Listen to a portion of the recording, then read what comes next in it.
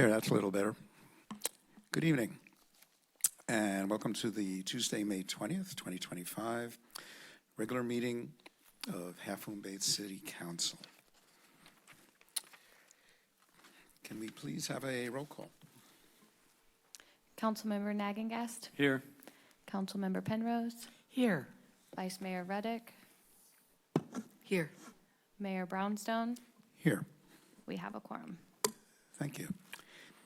And I would like to ask all of you to please stand as we do the Pledge of Allegiance. Thank you.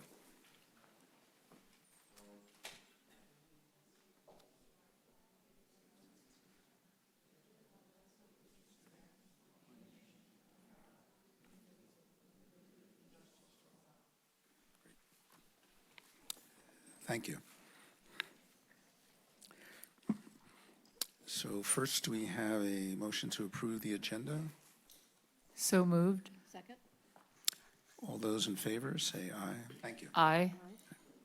Any opposed? So first we have a motion to approve the agenda. So moved.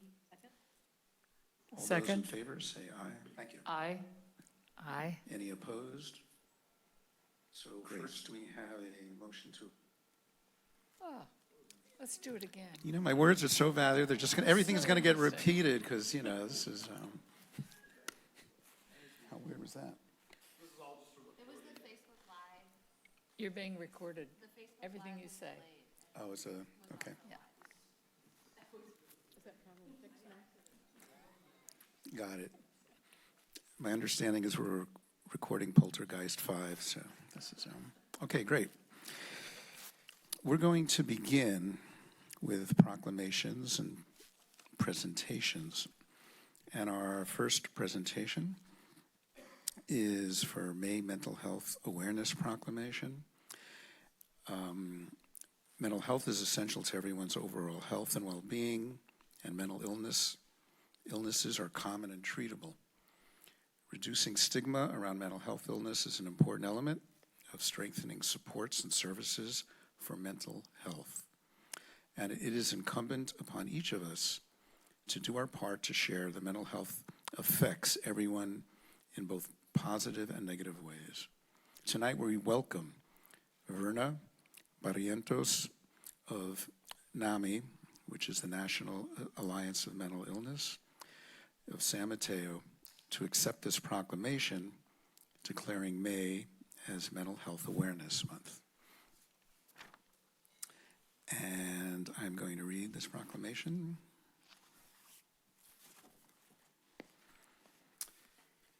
Whereas Mental Health Awareness Month has been observed in the United States since 1949 with the purpose to raise awareness and educate the public about mental illness and to reduce the stigma that surrounds mental illness.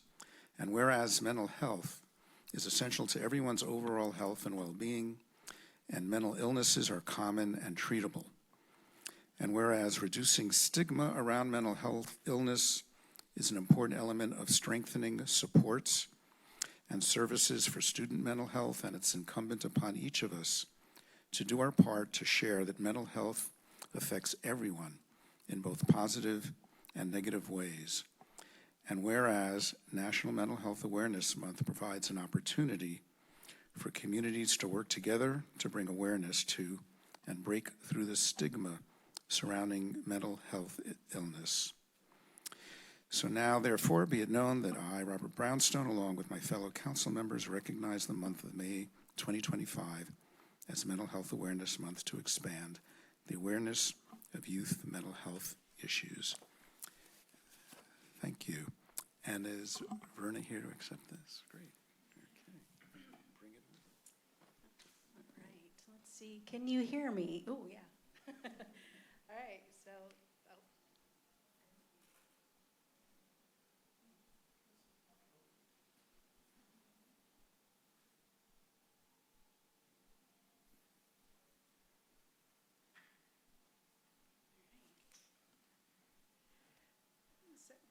Good evening, Half Moon Bay Mayor, council members, city staff, and residents.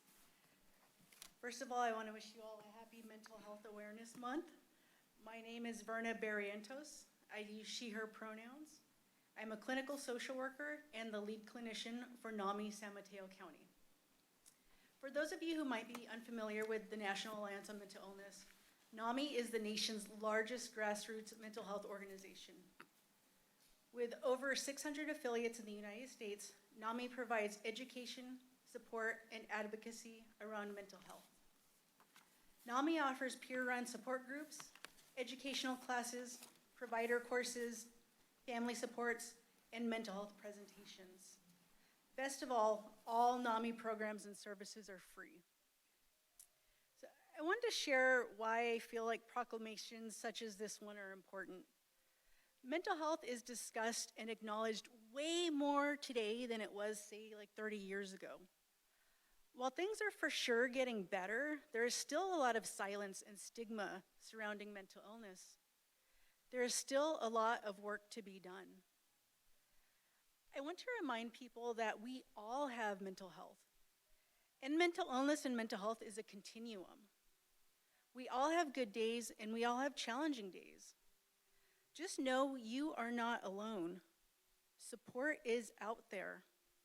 Organizations like NAMI are here to support our community. And another important community resource I want to share is 988. If you or someone you know is having a mental health crisis or needs some emotional support, you can call 988 24 hours a day, 7 days a week, and get connected with someone that can offer potentially life-saving support. Other things we can do to support our mental health include having conversations with friends, family, or loved ones, going for a walk in nature, petting a dog, talking to a therapist. There is no right way to take care of your mental health. It is up to you to try different things and see what works best for you. I would say even attending things like this, a city council meeting, could be beneficial for our mental health. Building and being a part of community feels good. Even if we disagree with our dear community, there is something magical about being in a room full of people working towards the same goal. So I want to thank you all for being here tonight and for recognizing the importance of mental health and wellness. Thanks, take care, and have a good night.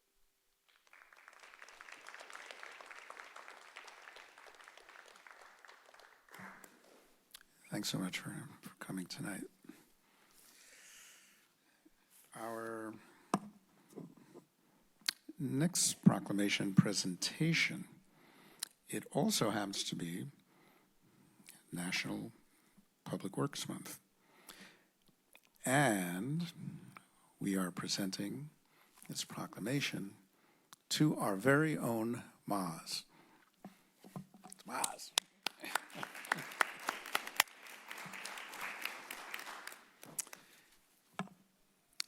So, here's what the proclamation as it reads. Whereas public works professionals focus on infrastructure, facilities, and services that are of vital importance to sustainable and resilient communities and to the public health, high quality of life, and well-being of the people of Half Moon Bay.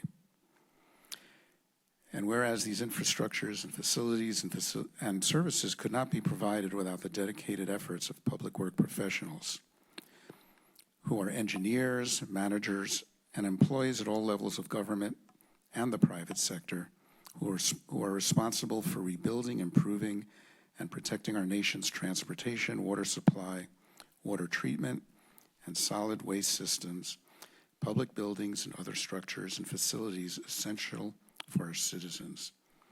And whereas the year 2025 marks the 65th Annual National Public Works Week, sponsored by the American Public Works Association and Canadian Public Works Association, be an association. Well, I really can't say enough about Maz and our Public Works Department. These are folks who, you know, when things break and we have floods and emergencies, they don't typically just happen during work hours, right? And so these folks are out there in the middle of the night, called away from their nice warm homes to come out in all kinds of weather and help us through quite a few emergencies, as you're all familiar, over the last few years as we've encountered more and more heavy storms and situations.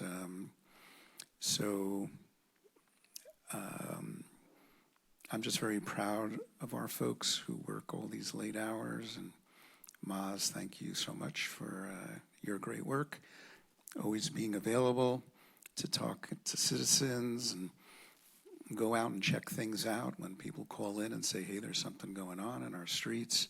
Can you come out and check it out? And I think we usually have a really high and quick response rate. I'm not saying everything can always get fixed. If you're talking about potholes, we have schedules, et cetera. But we do a really good job at identifying priorities, and we have to work with and partner with lots of other organizations, including Caltrans and city agencies, and getting permits for getting that work done. In case some of you wondering why some projects take so long, right, to get completed. It's sort of it's just the fantasy of living completely in the coastal zone. A lot of permits, a lot of agencies, and but I think Maz and your team really navigate that really well. So again, thank you so much, and let me present this to you.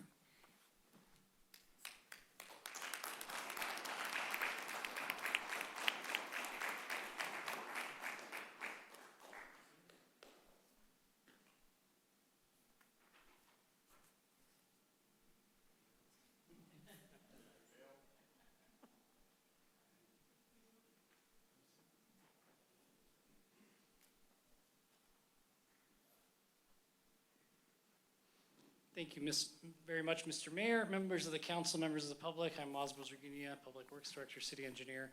I wouldn't be able to do anything I do without the wonderful staff of the department. We have a small group of 15 individuals, including myself, when you count engineers, maintenance workers, and everybody else. So really, the thank you is to them. I also want to extend that out a little bit more than that, because it's not just Public Works by itself. We all know that we are all part of the same team. So without the rest of our departments and divisions, none of this would be possible without the council, without the public. So this is really a celebration of everyone. So thank you so much for this wonderful proclamation, and we really appreciate it. And we will continue to do what we can do and do best, which is respond and try to be ahead of whatever we can get ahead of. Thank you so much. Thank you so much, Maz.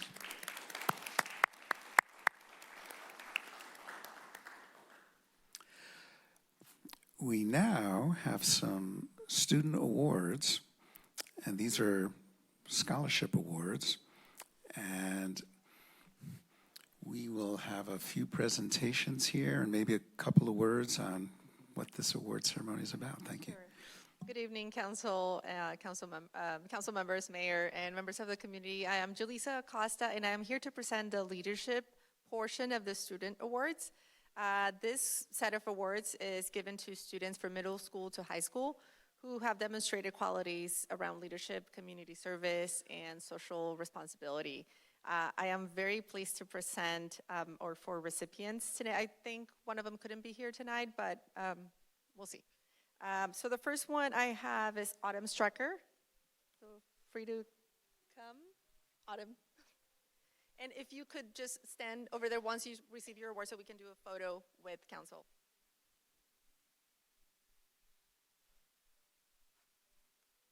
My next recipient is Owen Gregson. Congratulations.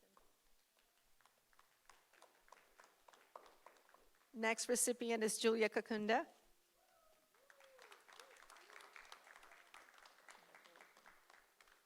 I don't think my next recipient is here. Natalie Handel. She had to be at a high school. I'm going to turn it over to Helen to present the Sustainability Awards. Good evening, Mayor and Council and community members. I'm Helen Walter, Sustainability Analyst for the city. I am lucky to present 2 Republic Sustainability Awards tonight for high school students who have written winning sustainability essays. Catherine T. Kuliak with Republic is here to help me present. As some of you know, the issues we are dealing with regarding climate will impact these students more than they are impacting us. Hence, this year's question focused on transportation and possible mode shift solutions, as our current transportation system creates approximately 50% of all greenhouse gas emissions. Both students wrote about a more cohesive system with better multimodal infrastructure, connectivity, carpooling solutions, and electric vehicle options, offering lower greenhouse gas emissions than what is currently available. As we all know, finding solutions is the first step in seeing a better tomorrow. These students exemplified that mantra, so I am pleased to present Sophia, Riley, and Julian, not Julie, Coven, excuse the typo, with Half Moon Bay Republic Sustainability Awards for 2025. Thank you for your vision and congratulations.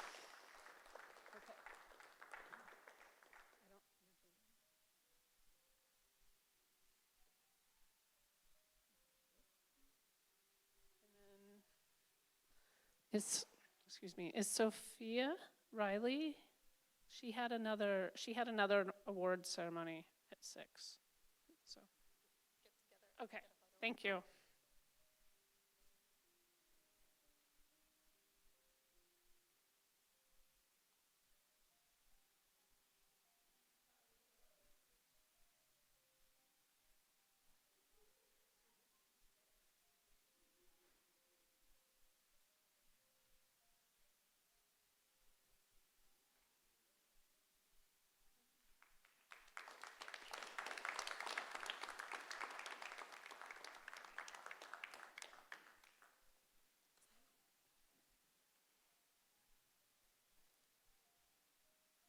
And I have one more city manager's update on this. Well, I have another slide, and then I'll turn it over. I'm excited to invite the community to a suicide prevention workshop that we'll be holding in this space next Friday, May 30th, from 6 p.m. to 8:30 p.m. The workshop will be providing in Spanish, and this is in recognition of Mental Health Awareness Month. This is a partnership with San Mateo County Behavioral Health and Recovery Services, so this is just an invite to the community. And we're looking forward to seeing you. If anybody has any questions, you can reach out to me, Julissa Acosta, or if you want to participate in the workshop, you can connect with Maria Martinez, and her phone number is 650-586-2719. Thank you. Thank you, Julissa. Our next item on our agenda is Mayor's announcements of community activities and community service. I have none this evening. Our next item is a report out from a recent closed session meeting. Thank you, Mayor, Council, Community. The Council did meet in closed session prior to tonight's regular meeting to discuss one matter of existing litigation. This is the matter of Hoon versus the City of Half Moon Bay. And the Council did take reportable action, which was to approve a settlement in this case. The settlement was approved by a vote of 4-0 with Councilmember Johnson absent. And just a brief summary of what this case it's a trip and fall case that involves a former sheriff's deputy. The case is covered by the city's insurance carrier, which is the plan JPA, and the total settlement amount is $2,875,000. And that concludes my report. Thank you, Catherine. Appreciate that. So we now are having our next item is city manager updates to council. Sorry. Thank you, Mr. Mayor. We have one short update. I'd like to invite Karen Decker to come to the podium and talk about the Wine and Jazz Festival that took place last weekend. Great, thank you, Matthew, and good evening, Honorable Mayor, Council, and Community. I'm Karen Decker, Economic and Community Vitality Manager, and I have an update to share from Colleen Henney, who couldn't be here this evening. Colleen wears a lot of hats: Downtown Association, local business owner, and Downtown Association representative, and she's really a linchpin in holding the Wine and Jazz Festival. So in her words, good evening, council members. Our 4th annual Wine and Jazz Festival was a huge success this year. Not so much that we made money, we came out about even given our deficit from last year, but it was just an epic day on Main Street. The weather was perfect, planning went super smoothly. We reduced the footprint of the event down to just 2 blocks of Main Street, and 2 on Kelly, which made the event feel more lively and cozy. Placer AI data tells us there were approximately 8,500 people in town. We've reached out to 6 or 7 of the largest shops on Main Street, and reports were holiday shopping level business. Some had 60% more business than this Saturday before Mother's Day without an event. We bought out It's Italia for our VIP lounge, which turned out beautifully. We had 49 wineries in attendance, the most to date. 8 breweries and 4 food trucks participated. The wineries told us this is their favorite event with the most exposure to wine lovers. Ticket sales were just a little over last year, and we think the $75 price point may still be a bit high. As far as the future of the event goes, we'd like to utilize the main stage at Carter Park if it saves money from bringing in our own. Given the feedback from shop owners, we'll likely keep the wine portion of the event on Main Street and use street musicians. We're discussing that now. Currently, efforts of the Downtown Association fund marketing to bring awareness to Main Street and events like the free trick or treat on Main Street. We've had a real sponsorship challenge, and the future of the Wine and Jazz Festival is uncertain. We'd like to thank the Half Moon Bay Winery for their very generous support, as well as Sam's Chowder House, who has supported us from the beginning, as well as James Ford, Montera Credit Union, and Tri-Counties Bank. Thank you, Karen. It was a beautiful day. It's a great festival, and I hope we continue to have it. So thank you for all that information on it. Appreciate it. Mr. Mayor, I think one of the students that received an award just got here. Jaleesa, I'm wondering if we could take a moment to recognize her? Yeah. Great. Please. Thank you, Matthew. We have Natalie Handel and Sophia Riley, who were the recipients from the other awards that we just mentioned earlier, and I was just telling them they missed the whole presentation by like a minute, but if you like to come up here and take a photo with our mayor, it'd be great.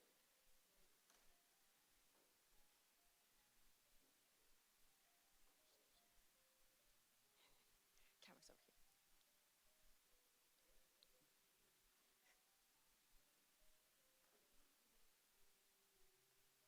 I want to point out that they couldn't make it because they were at the high school receiving another award.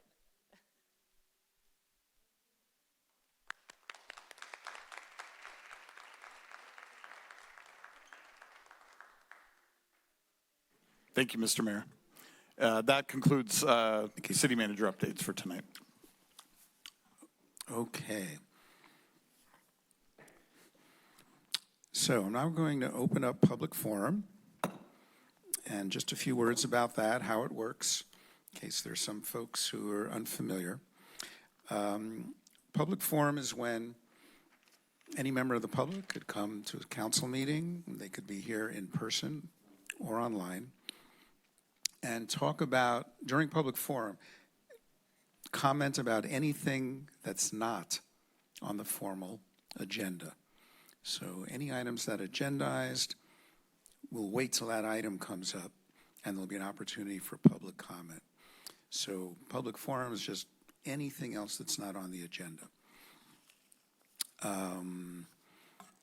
So and with that in mind, I see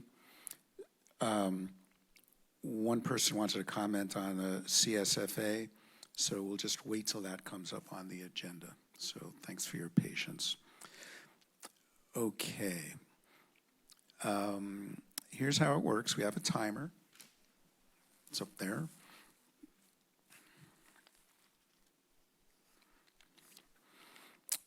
And each person gets 3 minutes.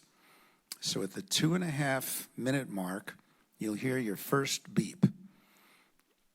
And then at the 3-minute mark, you'll hear the second beep. And when you hear that second beep, that's it.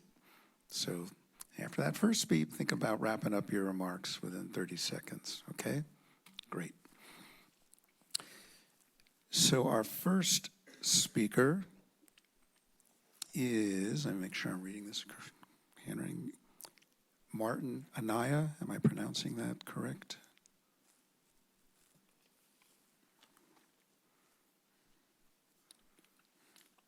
Thank you, Mr. Mayor. You pronounced it perfectly. Martin Anaya, Thank you. Pacific Coast Television. And thank you, Mr. Mayor, Honorable Council, and staff. This year marks the 48th year as a nonprofit for Pacific Coast TV. We are, of course, the folks that provide the council meetings and so many other wonderful things, which I'd love for you guys to come and check out. You might have seen these posters and flyers all around town, and if you haven't, I've got some over here, and Zoe would be happy to give you some to invite you this Saturday, the 24th, from 2 to 5 p.m. At our studio on Crespi, which the support from Half Moon Bay, the county, and the cities, and about 14 other different municipal agencies help to pay for. And you can really see at that event where that money goes and how it's being expended and how it is being utilized by this community. And I got to tell you, seeing is believing. It's one thing for me to get up here at a podium and explain to you we do these wonderful things, and these wonderful community members come in and make these podcasts, television shows, radio, but it's another thing when you see it and when you see the impact that it has on the community. So I want to invite Matthew and the entire council, if you guys can make it, it's totally drop in, 2 to 5 p.m. If there's something that you want to crow about, something that's going on in the community that you want to talk about, this will be televised live on Channel 27 here in Half Moon Bay, on our website at pacificcoast.tv, Roku, Apple TV, YouTube, and on it goes. So we just want to thank you guys so very much and invite you. I think you're going to be glad you did. I know it's a busy weekend that weekend, but if you can take a little bit of time and come out, I think you'll be very, very glad that you did and appreciative of what we're able to do together. And who knows, it might even spur some ideas, some programming ideas, and some things that we can do utilizing community media. So again, thank you so much. Hope to see you Saturday. Bye-bye. Thanks for the invite, Martin. Thanks for coming by.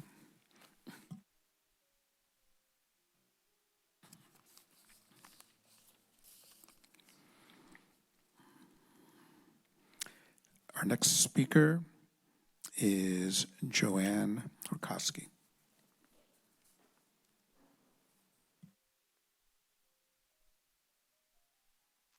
Good evening. 2 weeks ago, you extended the Half Moon Bay Rental Registration and Stabilization Program for another year, and all but one public commenter spoke in opposition and represented landlords or the San Mateo County Board of Realtors.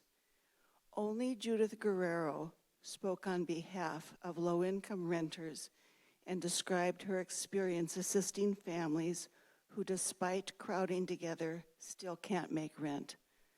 So tonight I'm providing copies of 3 articles that I think balance the materials previously shared by representatives of the rental industry. First is a study by Stanford Law showing that in San Mateo County, eviction cases have climbed past pre-pandemic levels. As of 2023, there was a 35% increase from 2019, a trend that continues. The executive director of CLESPA emphasizes that despite the Tenant Protection Act of 2019, there are still too many holes through which tenants can fall. Second is an interview with Jerusalem Demsaz, a housing policy journalist who argues that it isn't economically appropriate to think of housing only from a free market lens. We must consider the other factors, such as exclusionary zoning and regulations and laws that make it illegal to build affordable housing. She strongly advocates keeping track of both landlords and low-income tenants and emphasizes that scarcity is most strongly felt by those who are poorest. This matters when the scarce resource is shelter, which everyone needs. Finally, is a review of the literature on rent control effects from the Journal of Housing Economics. The article emphasizes that rent control policies must not be adopted in a vacuum, but must be enacted simultaneously with other housing policies, including protection from eviction, housing allowances, and stimulation of residential construction. To me, there is much for the council to consider from this statement, including the ongoing impact of Measure D. I know the issues are complex, but I firmly believe that housing is a right and that it is imperative for Half Moon Bay to prioritize the needs of its community members who struggle the most. Thank you for extending this program for another year and for the opportunity to speak tonight. Thank you, Joanne, for coming this evening. And thank you actually for bringing these 3 articles and literature. At our last meeting, as you remember, we had a number of articles and literature that had a different side of the story, so it's great to have both. Because I know at last meeting, some of us, were impacted by these studies, so it's good to have a balance of information. Great. Our next speaker is Nancy Fontana.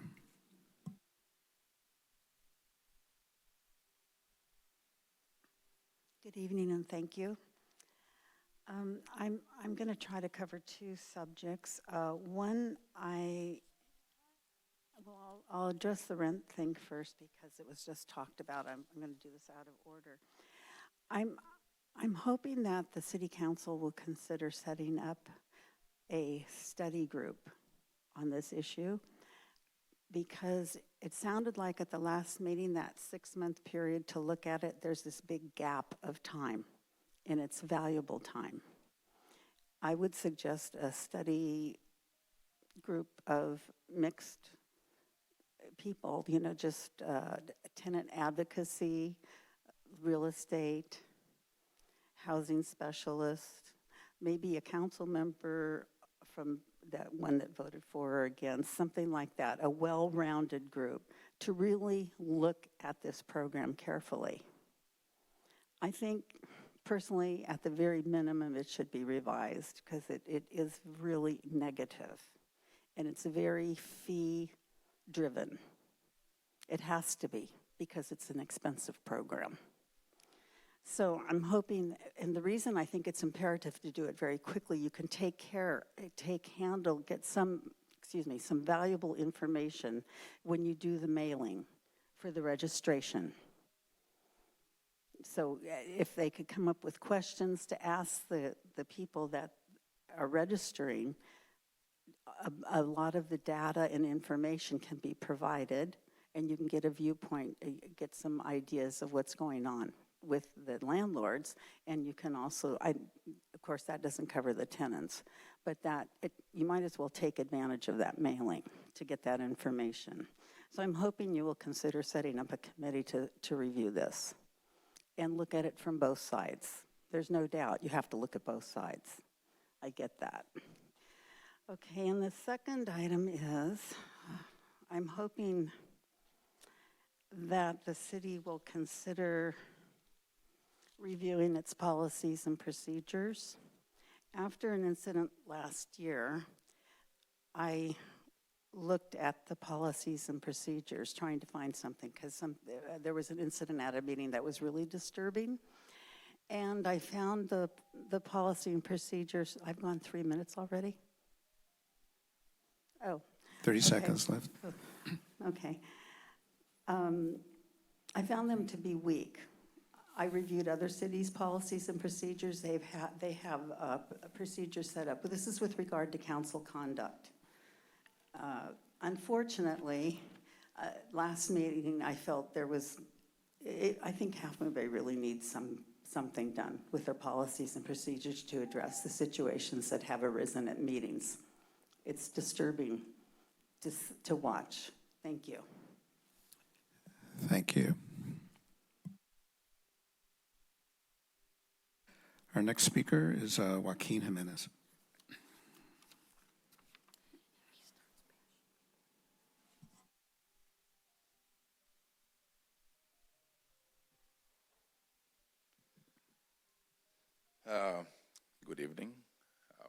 Johnstone, Vice Mayor, council members, city staff, members of the public. I want to say thank you. Thank you for extending the rental registration, the last meeting. It's difficult in our community to actually find a place to rent. There's a lot of struggle in our community. 10 years ago, you remember there was a massive eviction happening in Half Moon Bay. Gentrification. Families that have been here for decades, they were being evicted. Nothing to protect them. I believe it was 2019, Eric worked on a article, and it's on a review about living conditions in our community, about how our families are crowded in our community. And there was nothing to protect them. Again, evictions. A lot of our community members, a lot of families have to leave, have to move out of the area. If you look into the book, the housing element, Half Moon Bay, on the front, right on the cover, there's a banner that says compassion. That's who we are. That's what Half Moon Bay is. We have compassion for the people that need us. We need a lot of housing. 47 units, 46 units are going to be available pretty soon. And I believe about close to 400 people apply for those, houses. Close to 400 people. That's just the need that we have in our community. And it's not Half Moon Bay, it's in the whole coast. The coast are from Montero to Pescadero. We used to have families staying in their vehicles. We have families staying in vacationing trailers. There's no other place for them they could go. And you took another chance to extend one more year to protect the tenants. Because we think about compassion, and that's who we are. Thank you. Thank you, Joaquin. I think we have one person online, Debbie Applegate.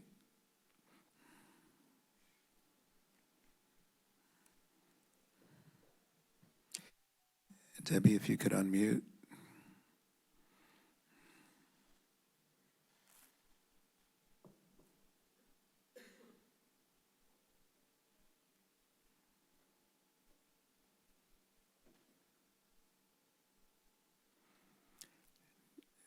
Debbie, I don't know if you're still with us. If you could unmute, otherwise we'll move on.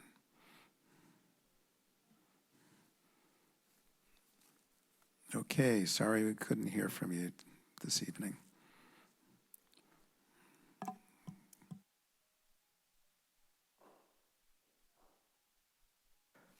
Okay, that closes public forum.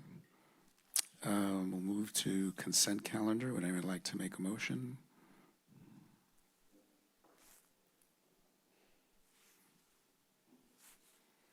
Sure. I move that we accept the waiving of the reading of resolutions and ordinances. We accept the final acceptance of the Poplar Street Traffic Calming and Safety Project Phase 1, CIP project number 0593. Do we have a second? Second. All those in favor, say aye. Aye. Aye. Anyone opposed? No one's opposed. So moved. Oops. Okay, we're going to move on to ordinances and public hearings.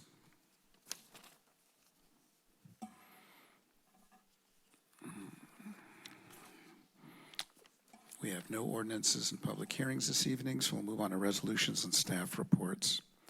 First item on the agenda is Half Moon Bay Hotel Business Improvement District 2024 Annual Report and Resolution of Intention to continue to levy assessments for fiscal year 2025 through 26. And we have a staff report.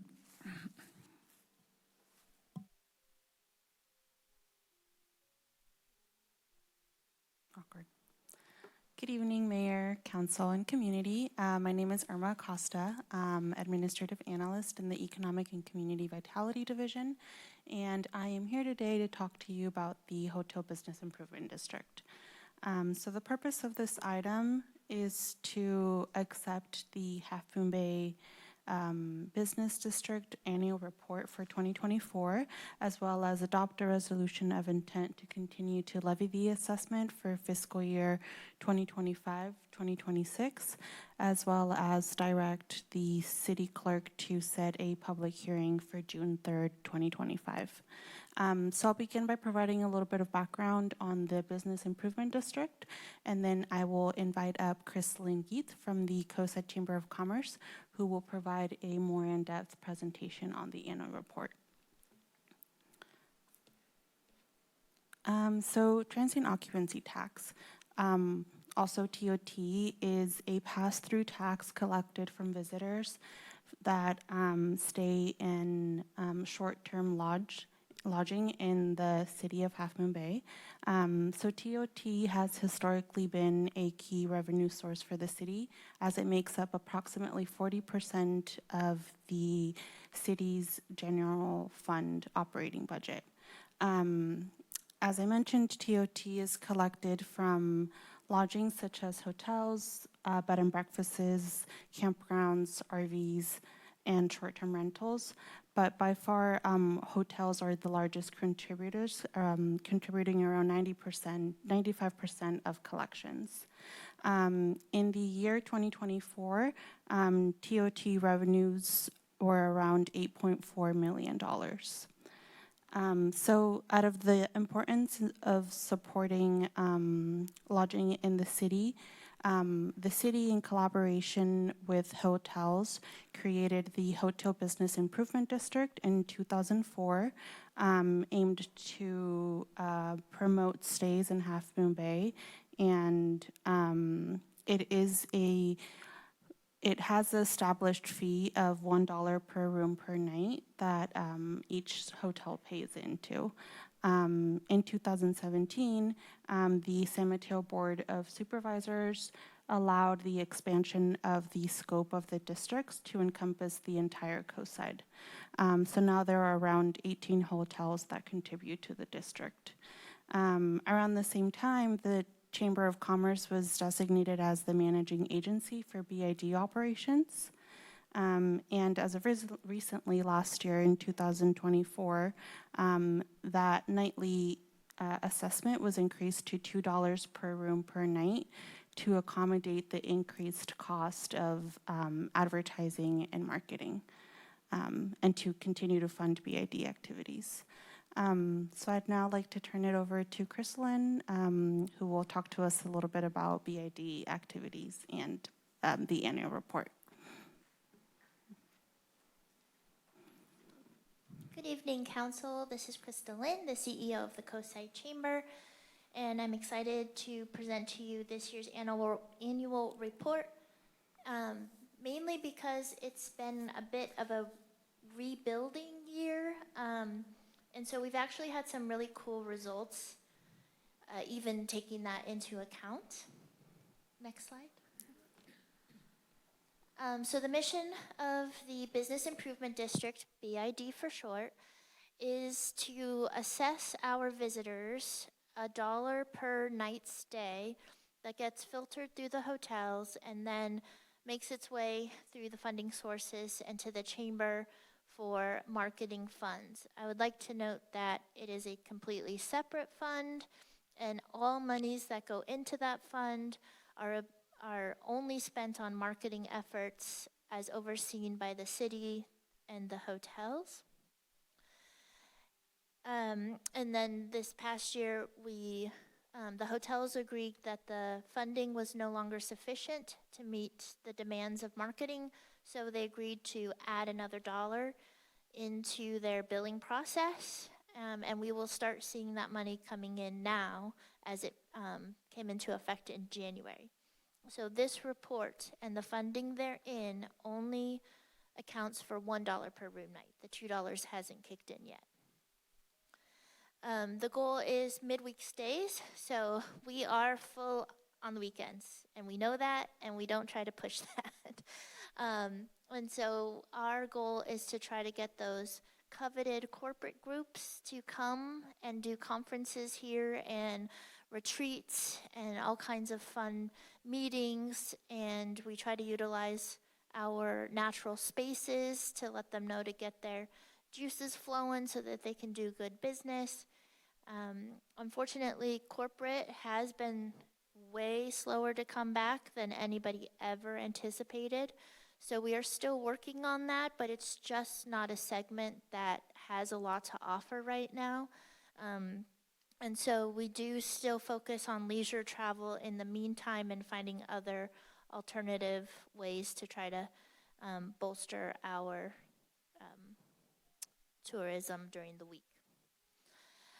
You'll notice, possibly notice, depending on how much you commit to memory, that the total available room nights has decreased in this past year to 709, which is about 30 rooms less than previous, and that is to take into account one hotel is still in renovation. We have another hotel that did not report. So they did have room stays, but we've not been able to get their collections or statistics. So we have to remove it from the report. And then we did have one hotel that has converted some of their rooms to apartments. So the apartment ones have been removed from the stock as well. And then as Irma mentioned, the TOT revenue, which is generated from much of this marketing effort, is at $8.4 million. And that has an estimated economic impact of $7.9 billion. And the reason that it is that beautiful large number is because that is a mix of both direct economic impact, that's money goes to hotel, that's it. Indirect, money goes to hotel, hotel pays its people, and that's it. And induced, hotel, people pay the hotel, hotel pays the people go out and spend that money in the community at our stores and our shops and grocery shopping and pay their rent. So the $7.9 billion is a cumulative estimate based off of all of the money that flows through the community thanks to our tourism. The website was redone last year. Oh yeah, thank you, next slide. So through our efforts, we were able to help or be inspiration for 71 articles. Now that's actually a low estimate because let's just give some kudos to the Mavericks Wave people because that alone generated, I think, 3,100 articles. So we didn't count all of those, but 71 articles, and we hosted, thank you to Visit California, 7 travel writers and influencers that helped go promote the area out in the world. Next slide. So one of our main marketing things is the website, which was redone last year and has really done really well since its relaunch. And as you can see, all the numbers continue to trend upwards, which is good for a website. So we've gotten in the last year 501,000 users using the website to plan their trips here. An average session per user is almost a full minute. That's good. People have the attention span of a goldfish. So the longer that they are on the site, the better. The total page views is 870,000. So that means they're tooling around the website. They're looking up trails, they're looking up beaches, they're looking up downtown. So they're really poking around to get some good information. And this past year with the budget we had, we were able to go from previously we had 2 co-op ads. So that means we shared the ad space with someone else to make it more cost effective. And this year we were able to have ads that were just Visit Half Moon Bay. Next slide. So as I mentioned, our priority has still been corporate groups, but again, it's been very slow. The two things really affecting that is a lot of the big companies in the Bay Area are still tightening their belts and doing major layoffs, and meeting planners are not staying in their jobs like they were before. So it used to be you could talk to a meeting planner and get a few years of work with them, and they are getting cut. So we were unable to really get too much on the corporate group side. Next. As always, priority is occupancy. So our occupancy did creep up this past year from 55 to 57. And our average room rate, now keep in mind the Ritz is in there, so that's why it's a high number. But the average room rate for Half Moon Bay only, so because we don't get to see the TOT of the county, we can't assess what the room rate is on the county rooms. But with Half Moon Bay, they average to $610 a night. And then again, the occupancy went up to 57%. And compared to other areas, that's actually a pretty good trend. So for this upcoming year, we will keep on keeping on, trying to win those corporates. Requests for proposals have been starting to come through the website at a little bit more frequency than they were before. And the quality of those RFPs are a little bit better. Larger companies wanting to spend more money, willing to spend more money. And then we are working to bring on a full breadth marketing firm. So in the past, there's just been a couple of us doing little bits here and there as we could. And now with the $2 per room night coming into effect, we can put our big pants on now and get a destination marketing campaign that will have strategy and then deployment and ensure that we're taking advantage of as many outlets as we possibly can for our budget. And then this year we will finish the visitor study that we started partway through last year, which will be comprehensive of stats and visitor spending data. And this summer we're going to do some lady on the street surveys and really get an understanding of what's bringing our visitors here, what they're liking, what they feel is lacking, so that we can create plans around that. And with this, I invite you to make a recommendation and a resolution. Thank you. Oh, any questions? Questions? Thank you, and appreciate all the efforts to bring folks to Half Moon Bay. A question, do you get direct feedback from the hotels? Are they providing you that, or you just have to go by the data and statistics? We primarily go by the data. It's very difficult to get the hotels into one room at any time. And so, I get to talk to hoteliers here, there, and kind of work off of that, but mostly it's the data that gives us the information. And then how do you decide the marketing techniques? Is that through the hotels, or is that totally up to the chamber? So we have quarterly meetings where the city, the chamber, the vendors that are working on particular parts of the project, and the hotels all can meet up and discuss what's coming down the pipe. Okay, thank you. Yeah. We try to do as much groupthink as possible. Councilmember Leon. Yeah, can you explain the currently $2 fee? The tourists themselves pay that? Correct. Correct, and they pay it to the hotel? Correct. And then the hotel turns it back over to the city? Yes, through a vendor.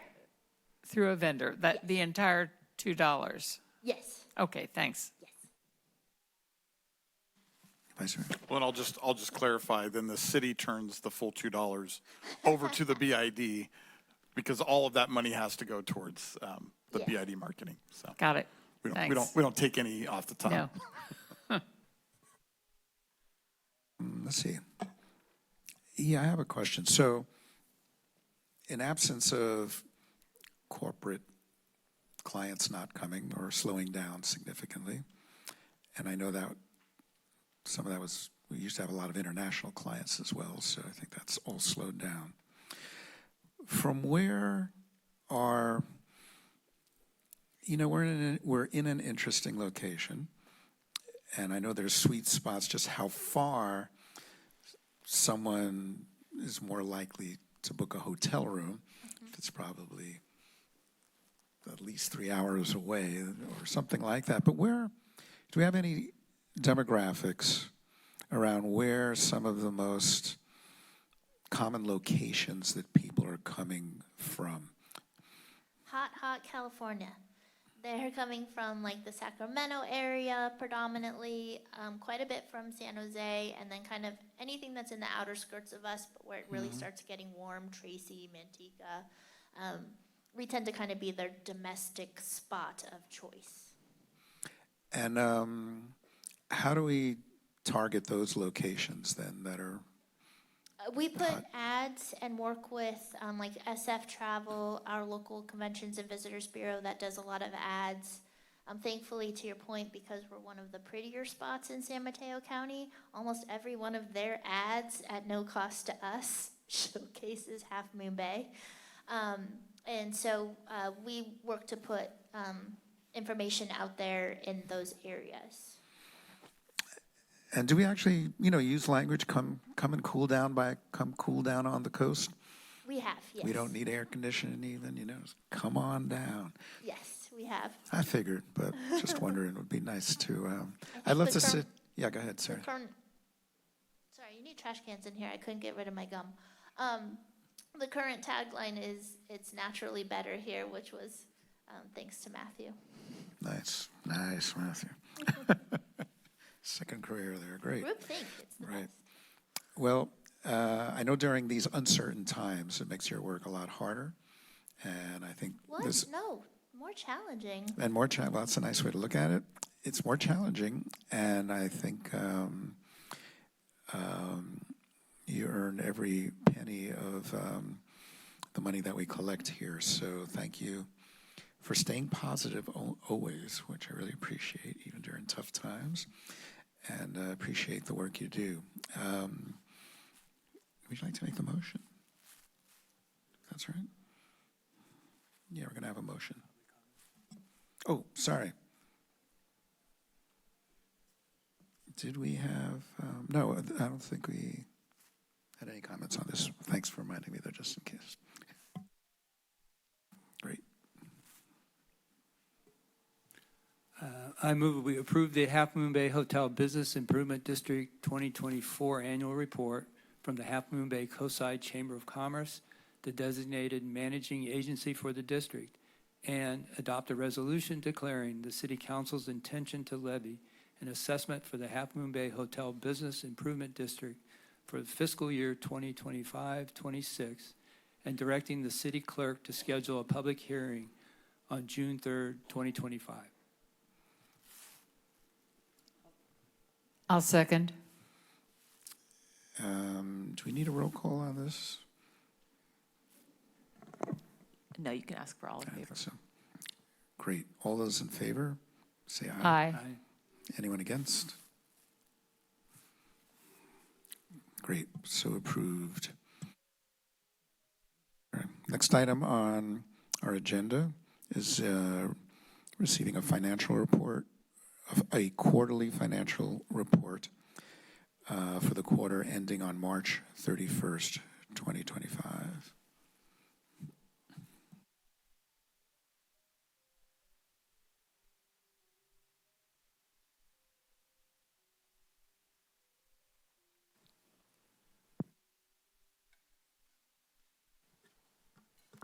All right, good afternoon, Mr. Mayor, council members. Today I'm going to be presenting the financial report for the third quarter. These are quarterly reports we give to council. Our fiscal year starts in July and ends in June, so this third quarter is for the past March. So starting with revenues, this slide compares our major revenue sources compared to the budget based on percentage received. Starting with transient occupancy tax, or TOT, we budgeted about 8.3. We've received about 5.7, or about 69% of the budget. Now, the benchmark for us was 66%, so we're doing a bit better than we expected. We're cautiously optimistic about this, as the last few months have been encouraging. We have more details on the next slide, but in short, I think we're going to hit budget on this item. Property taxes, we budgeted 3.9. We've received about 2.3. This is also slightly ahead of expectations, mostly due to property transfer tax when homeowners sell their homes, the tax on that. There is a bit of an asterisk here. One of our revenue streams in this category, vehicle in lieu fees, our ERAF, DMB fees. Those are historically always up in the air between the cities of San Mateo and the state as far as what's due. So it's possible we might come in under. We might come in exactly at budget, but that smaller piece of property tax, that piece of property taxes is smaller than the whole. Sales and use taxes, we budgeted about 2.9. We received 1.8. This category is also doing a bit better than we planned for. As a reminder, Measure R did go into effect April 1st, but we won't see those monies until late June, early July. Other revenues, we budgeted 5.6. We've received about almost 4 million. The timing of these revenues is variable. However, some categories, building, engineering fees, business licenses are performing a bit better. Not a crazy amount, but a little bit better than what we planned for, and I think we're going to hit budget at this item as well.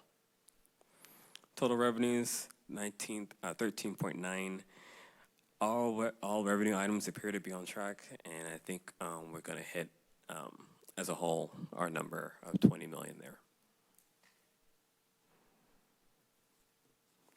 So this chart is our monthly TOT for the past 6 months. The darker teal columns are for this fiscal year, and the gray columns are for the year prior. As council knows, back in 2022, we had our high, and we've been kind of in a downward, awkward slope these past few years. But you can see these last few months, we've been beating last year's numbers. So we're hoping that the trend continues, and hopefully we either stabilize or move into more of a growth.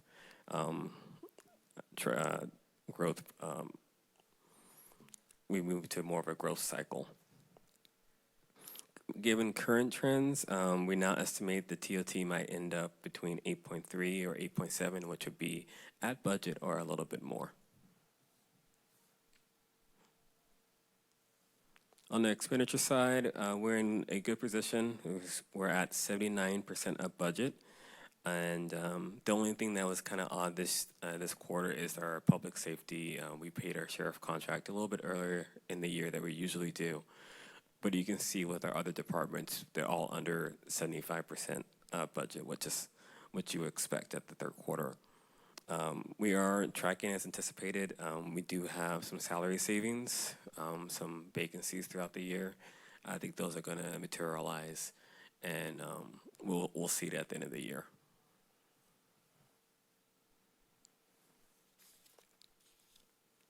So this slide shows our projected reserves and fund balances on June 30th, 2025. It's projected that we'll have reserves of about 8.6 million, which is 37% funded, and about 900K in unassigned funds. We do, unfortunately, still have a deficit. The first draft of the budget for next year does contain a deficit. So we're going to be bringing that to council next meeting in June 3rd. So one of the policy points or decision points for council would be if we want to use unassigned funds to fill that gap for next year.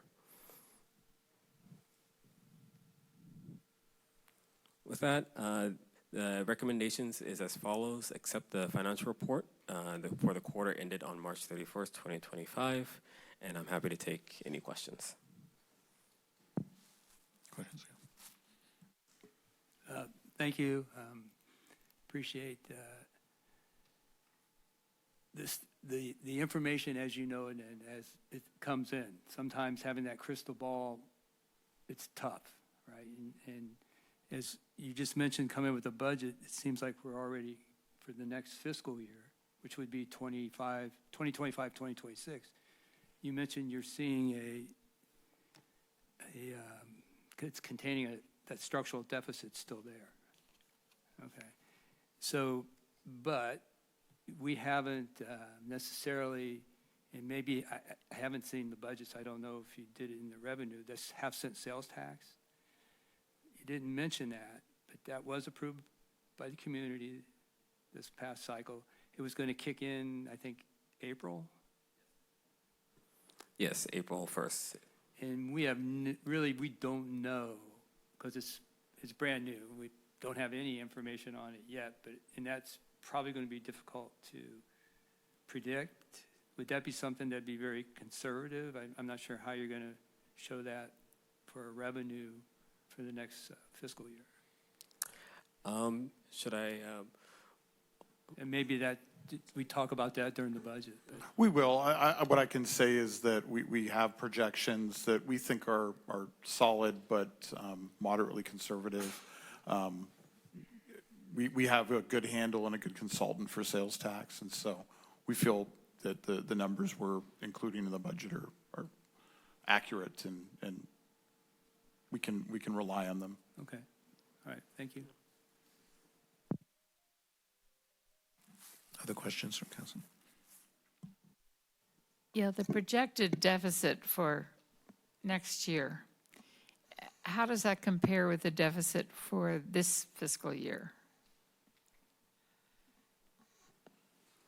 Well, it's gone down. This fiscal year was at 4.8. So it is going to go down. It's going to be a smaller number than this year. Depending on when we have some one-time revenues that we're expecting that we built into the budget, that brings it down even further. I think next budget is pretty solid as far as kind of this annual deficit, but I think our challenge would be the year after 26, 27 and going forward. Thank you. And I'll just share, when we get, again, we'll go over all this in detail at the next meeting, but, we continue as staff and as a council to look for ways to cut our general fund expenditures, to continue to reduce the structural deficit, which is that ongoing imbalance between our revenues and our expenditures. And although we're seeing it go down, of course, that's impacted by the Measure R and the new sales tax, but it's not a one-to-one reduction because, as we know, inflation continues and costs continue to increase. And so we'll provide a lot of detail about what creates the structural deficit going forward and steps we're taking to continue to try to close that gap permanently so that we have a structurally sound budget going forward. Great, thanks. Any questions?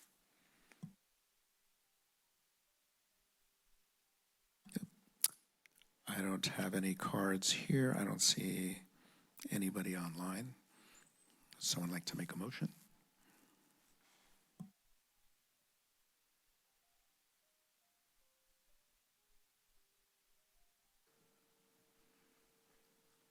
I recommend we accept the financial report and the treasurer's report for the quarter ended on March 31st, 2025. I'll second. All those in favor say aye. Aye. Anyone opposed? Okay, passed. Resolution passed.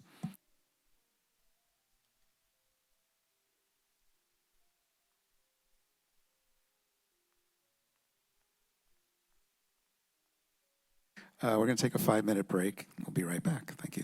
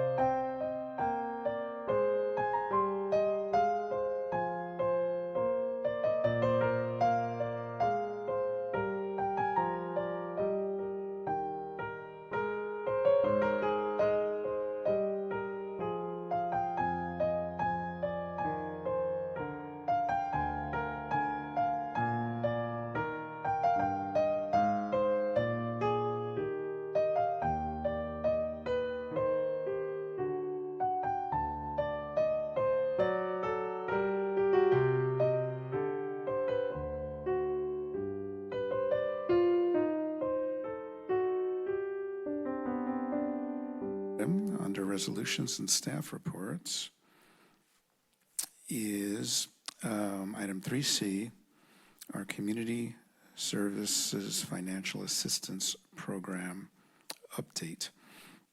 And I believe we'll have a staff report first. That's right. Thank you, Karen and Jaleesa.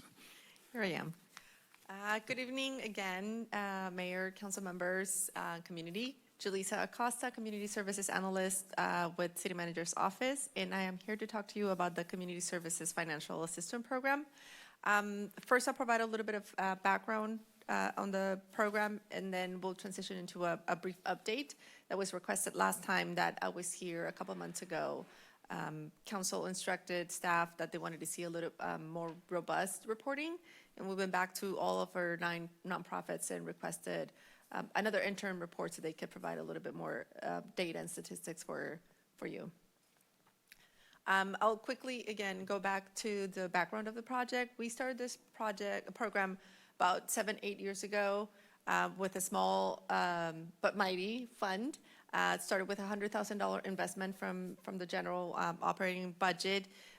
There was no specific focus at the time when we started the program, and it was also smaller grants from $1,000 to a few thousand. And again, no release strategy or intention behind any of the funds. We also didn't have a subcommittee. When we started the program, the council at the time would make decisions here in this room in front of community members. And there was also no intentional collaboration among the agencies that were funded by the city. So therefore, the impact was really limited into what we funded. Over time, that changed. The program evolved, and City Council instructed staff to add a few more dollars into the budget, and so we went from 100, 150, 200, and then jumped it to 300,000 around the pandemic. There was a little bit of more thoughtfulness going into the program. City Council established a subcommittee to evaluate the program and determine the next steps for the oncoming fiscal years. And we also started funding a smaller number of nonprofits, providing larger grant funds, up to $50,000 for anybody that would receive funding from this program. All of the recommendations were provided by a subcommittee and then presented to City Council. And there was also a little bit more thoughtfulness going into this program, specifically after the pandemic and after the COSA Recovery Initiative, as we saw the community struggle with access to basic services such as housing, food, child care, mental, dental, and other types of care. Senior services were also a big issue and continue to be. And so with that and the COSA Recovery Initiative informing the subcommittee as well, after their thoughtful research on the coast, they learned that there was no interagency collaboration and there was very limited impact. And so we were instructed by City Council 3 years ago to establish a cohort as part of this program. And we've been meeting with the executive leadership regularly, approximately every quarter for the last 3 years, and try to identify a solution that is, a solution to a challenge that all of nonprofits are facing. When we get together at the beginning of each year, we determine what is the most pressing challenge that they're seeing and collectively determine what the approach would be. And with the technical assistance fund that the city has reserved for this program, we're able to provide some support additional to the funding that we provide to the nonprofits. So over time, we're seeing a little bit more collective impact. I think in my previous presentation, I mentioned that we've seen the thoughtfulness around collaborating more as nonprofits and seeing each other more as partners rather than competitors. There was a Measure K grant application submitted last year. Not successful, but still a great learning opportunity for everybody and great opportunity to collaborate and learn about each other's strengths.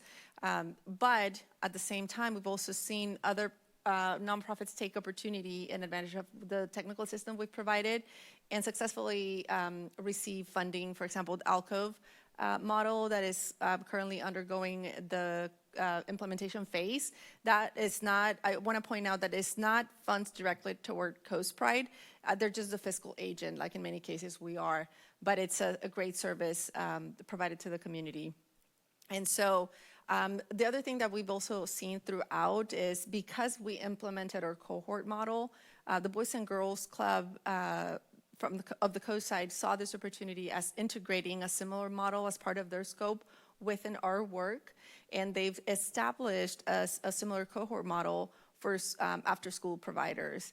And again, the idea is to increase impact with the funding that we have and have a broader reach rather than just focusing on their own unique services and working siloed and separated from each other. This year, I want to point out, we are working with a platform called Unitas. You probably see that pop in one of the warrants in the upcoming months. This is part of the technical assistance that we're providing this year. A couple years ago, when we started meeting with the nonprofits, we understood that clients had to tell their story many times. They had to go to one agency and seek housing services, and they had to tell their story. Then they had to go to another agency and seek child care services and tell their story again. They had to go to another agency and seek services for their elder parent and tell their story again. And there was no interagency collaboration, and that had been an issue since the Coastal Recovery Initiative was first doing their research and all of their investigation around the issues on the coast. And with that, part of the recommendation from the Coastal Recovery Initiative was to implement a universal intake form. This is the year where it finally happened. Staff did a little bit of research about on finding a firm that could do that. And this is a great firm that is in about 48 states. I think it's 48 states already. They have presence, and this is exactly what they do. It was started by a couple of veterans that were navigating the system and trying to access services. And it evolved over time, and this is specifically what they're focusing on this year as part of the technical assistance. And we're undergoing the implementation service on the city side right now. We'll probably see it be in effect in the next month or two. We have an in-person training, and I'm really excited to host the folks from Unitas and meet in person the rest of the cohort for this portion. Sure. So where is this intake form hosted? It's software? It's a software, and the city oversees it. The city staff administers the platform, but every nonprofit has access to that. In fact, what they're doing right now, they are taking I can't remember what it's called, the partner registration form. We're undergoing that process, which every nonprofit receives a link from us, and Unitas, the application, and they go into the back end of the software, fill out a bunch of information about the program services that they provide, and build up sort of their profile in the platform. And it's access both ways. It can be accessed via client, and it can be accessed via nonprofit. And the really cool thing about that is that nonprofits who refer through Unite Us are able to track that referral and track that client and update as needed. If, for example, if somebody is looking for housing services and somebody's experiencing homelessness, and when at the time of intake they don't have an ID or a phone number, it's noted there. But by the time they go to another agency to request another service, they might already have a phone number, or they might have an ID, and it's uploaded to the system. And anybody can see that information while sticking to the privacy requirements. So this is a service that's in the cloud? It is in the cloud, yes. Yeah. And are staff actually assigned here to manage that, or how does that work? Yeah, we are administering the site. We have admin rights, if you will, but all of it is managed by Unitas, by the platform itself. And we have the option to refer clients if we want to as a city, but because we don't provide services ourselves, we are just choosing to be the admin on the back end, if that makes sense. And what does that cost us? The program altogether for the first year is $24,000, and ongoing it's $4,200 if we want to continue every year, a renewal. Also, could you tell us more about Alcove? Sure. The Alcove model, it's a mental health, well, not mental, it's an access to health and care facility driven and informed by youth. This is a successful model that started, I believe, in Australia and it's been implemented in many other countries. It is funded by, is it SAMHSA? It's a state funding source through MHSA. It's a mental health state funding source. And so Coast Pride received $1.7 million a couple years ago to implement and bring the Alcove model to the coast. And that fund goes to secure allocation, bringing a youth advisory group who determines what their needs are. I actually attended the Alcove conference a couple years ago, and youth who participate in that program can select everything from the services that they want to the furniture of the space. It's really community driven, and it is informed by and supported by adult allies. What is the product? What is the product? What is the service that comes out of this? Access to services, mental health. I don't know if they have dental. It's a international framework that has several modalities under one roof. So a young person could go there for recreation. They could go there for substance use treatment. There's a primary care component. There's a behavioral health counseling component. So it achieves a lot of, it looks at a young person very holistically. And so how do they access that? Or is it through the various nonprofits? That's directly with Alcove.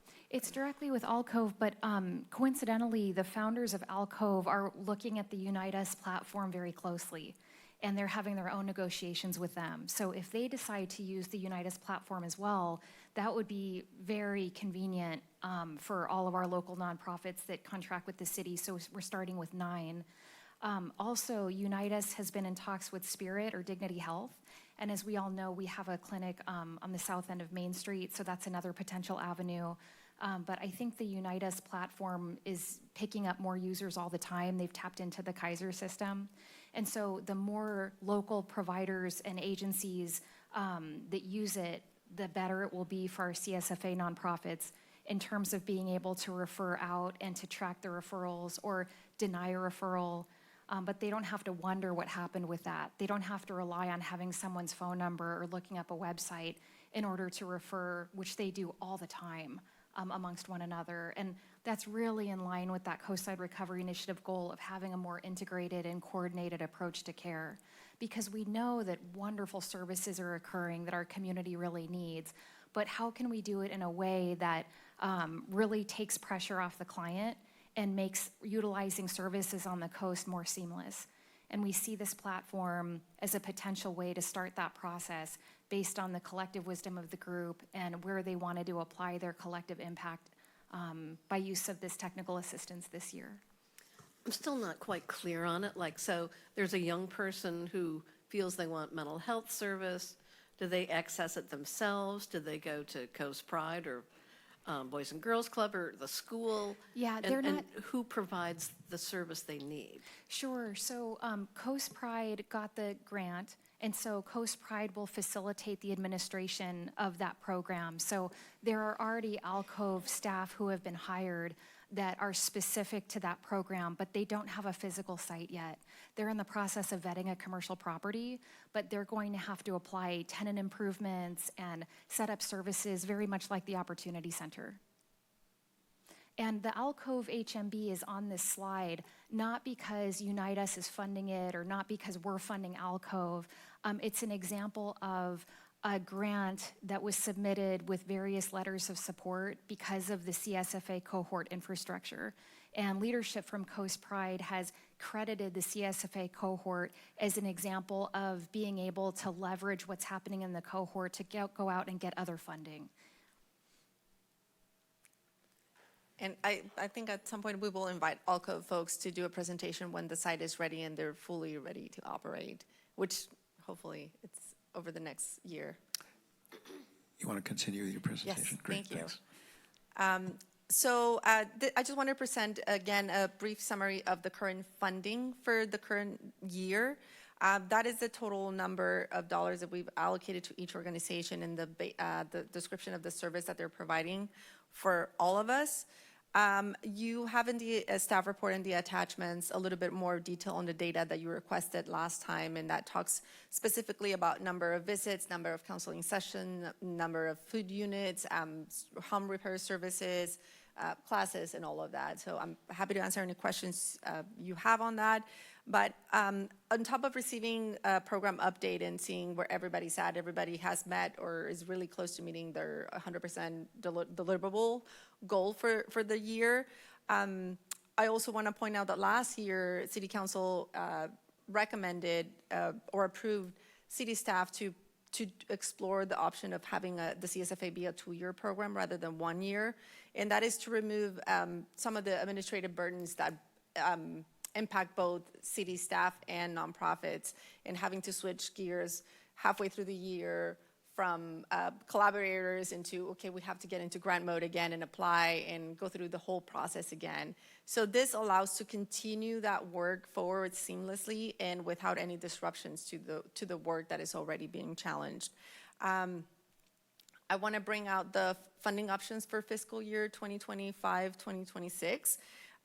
We met with the subcommittee about a month and a half ago, and we understand the financial situation with the city, and the CSFA subcommittee recommended city staff to present a couple different options, funding options for the upcoming year. The first one that you see is continue funding at the same amount, $300,000, and carrying over the same amounts that we are funding this year. Again, the programs are continuing the same way. Option B is reducing the $300,000 funding allocation to $250,000, and the numbers you see on that column B are a percentage of the $300,000. So if an organization is receiving 10% of that $300,000, in columns B and C, you'll see 10% of that total budget. So column B represents $250,000, and column C is $200,000. Now, there's a quick note on option C. CSFA subcommittee recommended as one of their options to provide $200,000 in funding in this council meeting, and indicated that to staff to come back in February 2026 to make a determination whether the additional $100,000 could be added to the program. Now, we understand that this might be challenging for organizations to hear, but also might be a challenge as they plan their budget same way the city is. And I think that's all I have for my presentation. I'm happy to take any questions. Thank you. I'm new at this, so I have a few questions. The first one, I just want to go back on this cohort support. That's a new, I think it's a great I like the idea of being able that each organization knows or who does what, when, where, and how they can share resources. So cohort is a physical and a technical assistance. Technical is the computer server, or things are loaded on the city's servers? No. This is, so we contract out just the same way we contract with HDL, who's our business license provider. So we contract with somebody, they provide the platform, there's a link, and there's a sort of a website where you log in as an organization. The city has the admin rights, but our nonprofits also have a login where they can submit a referral and see, I need to send a referral to X organization for X type of service. They're able to track that. So we maintain it? Yes, and this is the first year we're doing that. Technical assistance in previous years has been, it changes every year. What was it last year? Last year we brought Si Se Puede Collective. This is a group of organizations from the from the South Bay in San Jose that implemented a similar cohort model and actually have developed a collaborative among 5 different nonprofits that go together and pool each other's strengths when necessary and apply for funding together, support each other by ways of providing letters of support, by some of them administer funds or fiscal agents for other grant funds that come. And we just wanted to present our cohort here with the possibility of what that would look like. Okay. So the 300,000 reflects the 2 years, last year was the same, or 24, 25 was the same numbers. So that's what we're seeing, the Correct. 300, which is, I think, option A is Correct. shown. That's what we've been having for about 3 years, I think, the 300,000. Yeah, about 3 years. And then the amounts that are being asked by the nonprofits, those are numbers they feel that it's necessary, because it seems to be the same number every year. Right.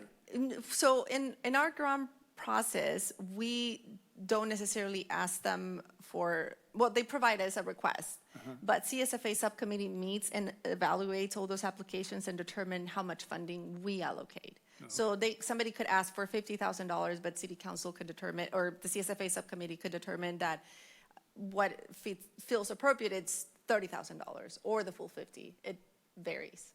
Yeah, that is a subcommittee decision. And does, you said you met with the subcommittee a month ago. So COSI Gives had a phenomenal year.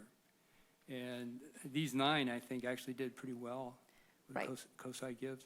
So does that get, I don't know how that does or doesn't get factored in. That is a subcommittee decision. They account however other organizations are doing in terms of relative to other funding or other grant opportunities. However, I do want to point out that the funds we provide are specific for safety net services and our high service that the community needs. And we've heard from our nonprofits that with everything that is going on, and especially recovering from the pandemic, going into the floods, going into the tragic mass shooting, and still continue to see the ripple effects of all those events, clients are having a hard time accessing basic services. Yeah. I'll just add to that. COSI Gives, of course, is such an incredible event that happens here and provides so much support to the nonprofits.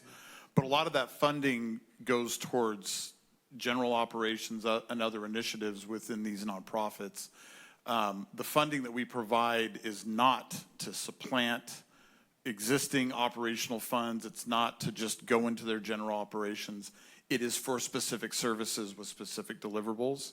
And so the whole concept is that though if we were to terminate this program or terminate the funding or reduce the funding like we're talking about tonight, that the nonprofits wouldn't be left high and dry because these are in addition to other services they provide. But of course, we know if we took away this program, some of these services would have to be reduced. If that, I hope that clarifies some of the background to the program. Yeah, I mean, I'm just trying to, and that's why we limited it to these 9, because there's 70, what did I see, 74? Or? I think so, 76 maybe? Yeah. It's a large number. Yeah. And again, like I mentioned during my background portion of the presentation, originally this program started with no strategy around it, and we funded musical or cultural programs, animal care. That was the first year we funded we started the program, and so there was really not a whole lot of thoughtfulness going into the funding allocations. And as we started seeing an increase in demand for basic services in the community, there was more direction from council to establish a subcommittee and really focus on safety net services. Right. So that's and that's why these 9 they directly provide the net for Half Moon Bay residents. Yes, and I do also, I'm glad you mentioned that, because though I think all of these nonprofits provide coast-wide services, the funding we provide is specifically for Half Moon Bay residents. And do we do our... Yes. Every year we have a reporting, interim and final report where they tell us specifically an organization could serve 5,000 clients, and out of those 5,000 clients, 2,700 are Half Moon Bay residents. They specify that in their reporting. Okay, thank you. Sure. One other thing I just want to clarify based on some of the questions. These numbers here, especially the column A, reflect the same numbers as last year, because last year, one of the decisions made, recommendations made by the subcommittee and decisions made by the council is to, if money allows, implement a 2-year cycle to reduce some of the administrative effort by staff and by the nonprofits to move the program forward. In past years, the subcommittee has really looked closely and changed the numbers around based on need and the request. So this year reflects the same as last year for the column A. Previous years are different because it was a 1-year cycle, and so they proposed what services they were going to provide. The subcommittee would have to review that and make their own recommendations before the council made decisions. So part of these being the same numbers was that streamlining that was decided upon last year. Thanks, Matthew. Before we entertain public comments, any more clarifying questions? Great. We have 4 speakers, all on this topic. First person is Joanne Rakoski.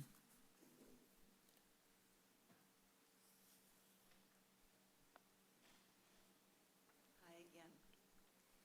Last week, I had the privilege of hearing representatives of some of our local nonprofits who are represented here tonight and who you are discussing clearly describe how their programs benefit to the residents of this community. I also heard expressed with much emotion how members of this community are struggling right now, financially, and also struggling with a great deal of fear.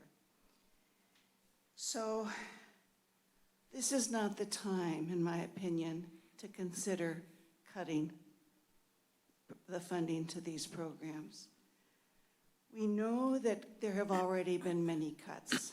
For example, cuts to food programs such as the Second Harvest that then in turn affect food distribution programs within Half Moon Bay. And we know that many people have much to be afraid of as they, from rumors and actual things that they find are going on right now in this country. So bottom line is that we know that people are struggling financially and that they're struggling emotionally and that we can expect more challenges, both financially and from a mental health perspective. So I urge you to maintain the program at its current funding structure this next year. Thank you very much. Thank you, John.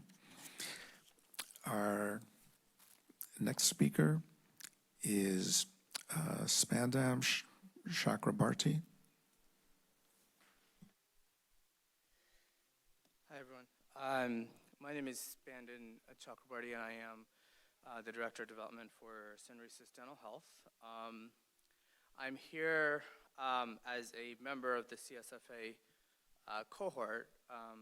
Obviously, I think last time I was here, I said a joke about how you know what we do if you have ever smiled or chewed food. But really, in terms of the CSFA program and basic needs, why that funding is so critical in our community. One is, especially in a time of when you're looking at potential budget crunches, these are services that pay dividends. These are services that keep people from going into the emergency room. These are services that keep costs down in other parts of the city's response system. I don't know if you know this, but in a county as wealthy as San Mateo, there are over 40,000 households that live on an income of $50,000 or less in this county. In the city of Half Moon Bay, almost 20% of the residents live on a household income of less than $50,000 a year. And so whether this is a healthcare service like dental care, or whether this is seniors programming, or LGBTQ services, or services for people who have dealt with substance issues. These are really, really critical service needs in this community. And I have to say, I'm glad we're going after the budget presentation because I'm really, really proud of what we, as a cohort, as a group of organizations, have been able to do in concrete terms for what, a little over 1% of the city's budget. So I strongly urge, keeping the current funding levels for our organizations, but really for the people that we serve. Thank you. Thanks, Amanda, and thanks for coming down tonight.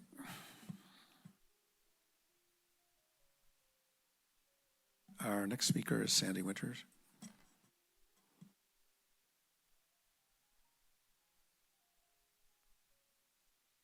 Good evening, City Council members, members of the city staff, and the public.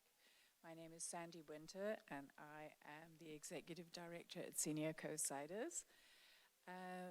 I have a master's student from Stanford who's been working with us since January, and she is doing an analysis of the City of Half Moon Bay's policies with a view to determining how age-friendly those policies are.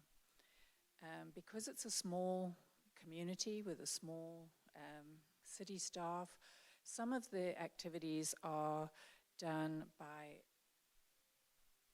entities outside of the city. And so as she was doing her policy review and document analysis, it became clear that she also had to speak to community leaders to find out where the gaps in the city services are. So for example, in many other cities, the senior services are provided by Parks and Recreation and managed by the city. In Half Moon Bay, that's not the case. Senior Co-Siders provides those services. So she had meetings with various community leaders, and overwhelmingly what she was told is how important the nonprofit organizations on the coast are to protecting the needs and the safety net services of people in Half Moon Bay. And so this was sort of independent, outside corroboration of what we know here is how important the services that are provided by these organizations are for keeping our community healthy and safe. At Senior Co-Siders, we get about 38% of our funding is from federal funding. We are obviously very concerned about how that funding may be cut in the future. There are other organizations represented here today who also get funding that is in programs that are at risk of being cut. And so it's going to become more and more important that at a local level, we spend money wisely with organizations who have a demonstrated track record for providing services and programs. And that's what you have here. You have an amazing cohort of people who have a fantastic multiplier effect. We can take $1 and we can turn it into so much more because we have experience. We match that with existing funds that we have. And so this is a wonderful opportunity for you to get a lot of bang for your buck. And I'm going to end with a quote from Margaret Mead, who's one of my favorite American cultural anthropologists. And she said, never underestimate what a group of thoughtful, committed people can do to change the world. Indeed, it's the only thing that ever has. Thank you. Thank you, Sandy, and thank you for one of my favorite quotes as well. Appreciate it.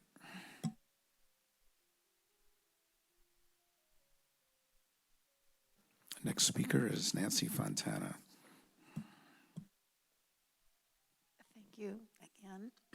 I just wanted to say I'm really glad I stayed for this discussion. I'm not a numbers person, and I'm a little confused by the number of nonprofits there are, so you get kind of skeptical, and this has provided a lot of really good information for me personally and opened my eyes. And the last speaker's comment about we're a small city, and the nonprofits can fill some of the gaps in the areas of the services the city can't provide, and I appreciate that. So I'm trying to be positive for a change. I'm not always critical, but thank you. Thank you, Nancy. Our next speaker is Caitlin Freeberg.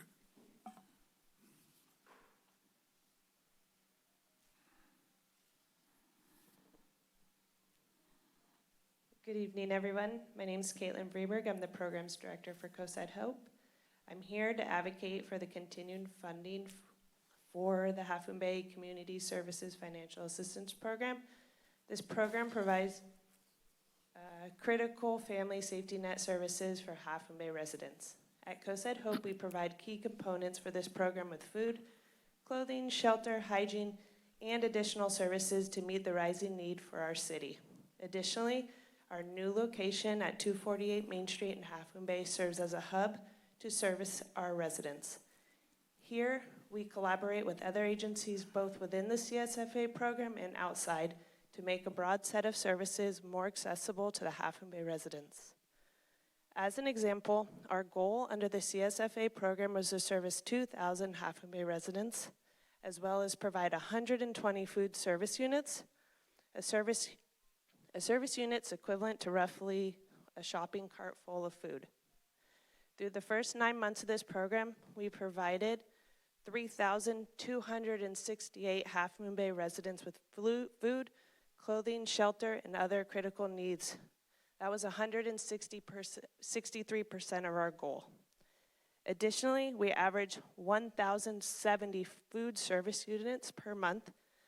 That's equivalent to 340,000 pounds of food. That was 892% of our goal. We've far exceeded the program goals and the needs only growing. Just in April, 2,363 individuals seeking help from one of our case managers, which was a 48% jump from April of last year. 2,225 individuals seeking food assistance. That was a 180% jump from last year. 2,228 units of food services to households, a 344% jump. Residents in Half Moon Bay are struggling. Households are struggling. And now more than ever, we need these critical safety net services that the CSFA funds. This is money that is well spent for Half Moon Bay. Please continue to fully fund this community service financial assistance program and help us as agencies continue to provide the critical safety net services for our Half Moon Bay residents. Thank you. Thank you, Caitlin. Our next speaker is Jill Jacobson.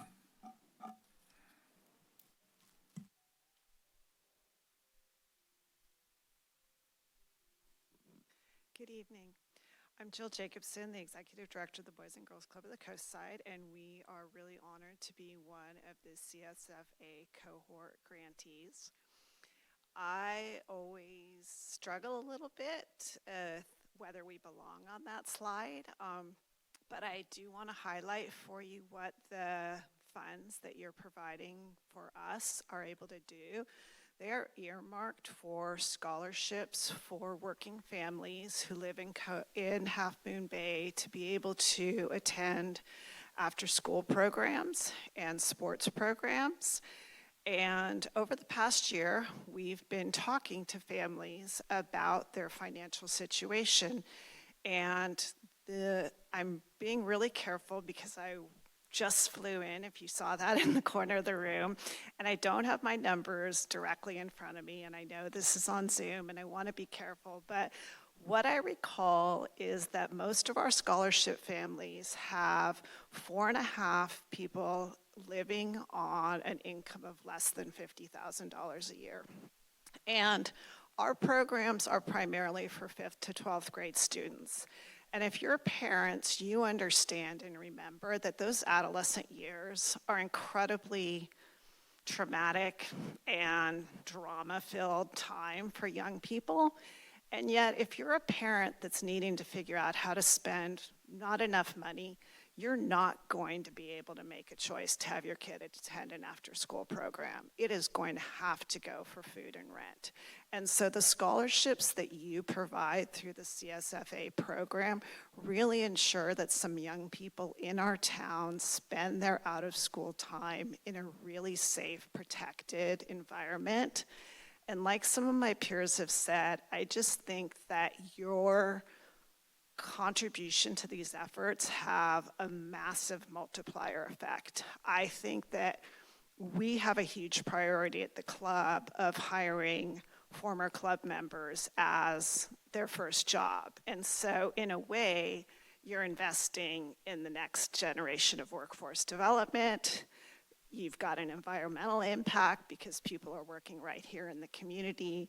And I would just, like my peers, really, I know money's tight, but I think that this is money incredibly well spent right here, and you're going to see the impact for years to come. Thank you. Thank you, Jill. And I'll just comment, you deserve to be on that list. I don't know how many of you remember when Cunha had to drop all its after-school athletic programs. It's the Boys and Girls Club that picked it up. So a community like this has many needs, and different organizations help to fill those needs.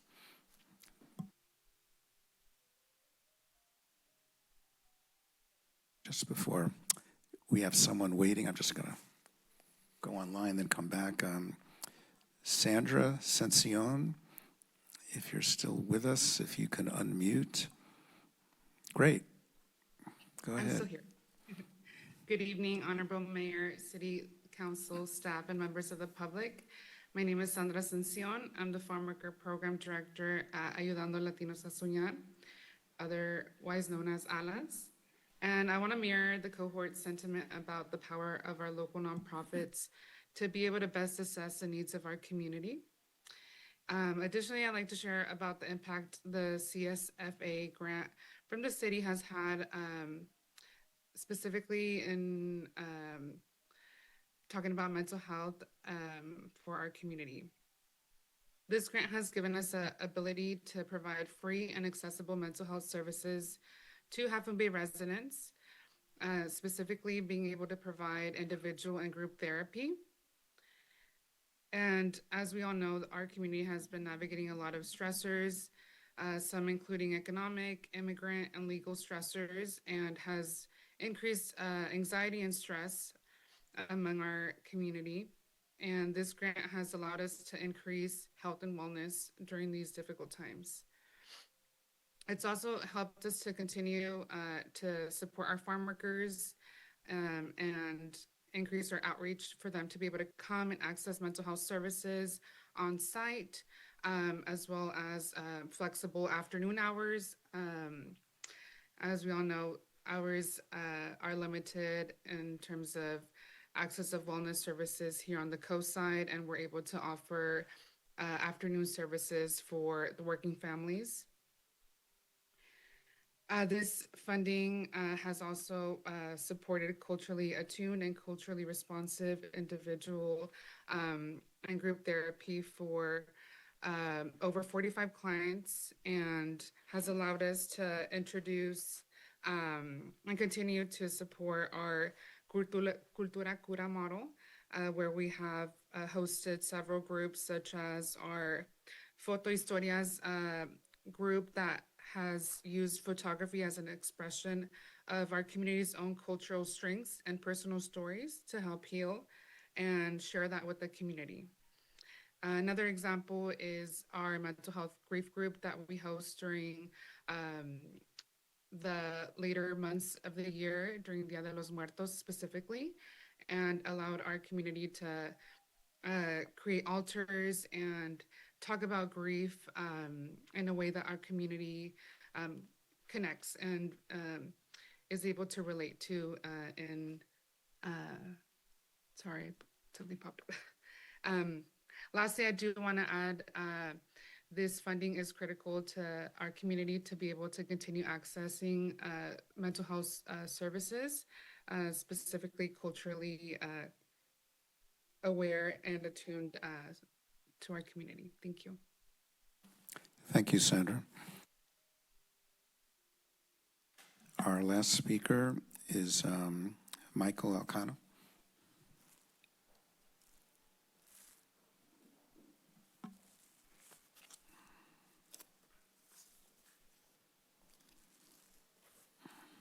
I'm Michael Akana, Executive Director of El Centro de Libertad, the Freedom Center.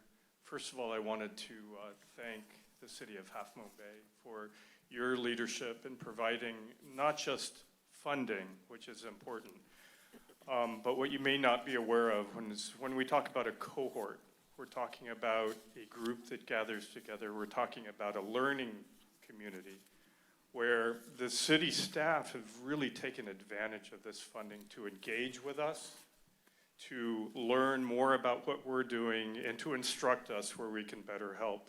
And when they bring us together, we're able to work together to talk about not just individual clients, but entire groups of clients that are underserved and how we may assist each other in better serving the client. So when we talk about something like Unite Us platform, this is just one tool that we're using to engage with each other.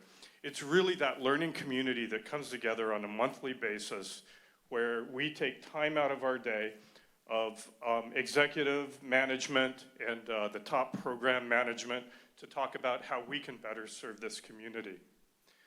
Our main office for El Centro is in Redwood City, where we have the advantage of being right across from the courts, right across the street, right across the courtyard from the sheriff's office and the jail.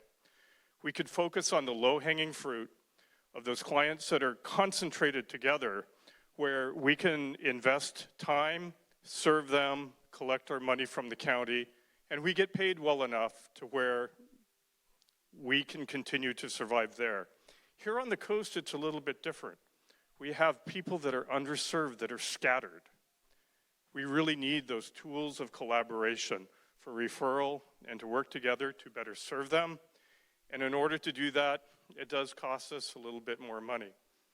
And I would encourage you to continue in your leadership of funding this type of effort so we can be more successful here on the coast and better serve our clients.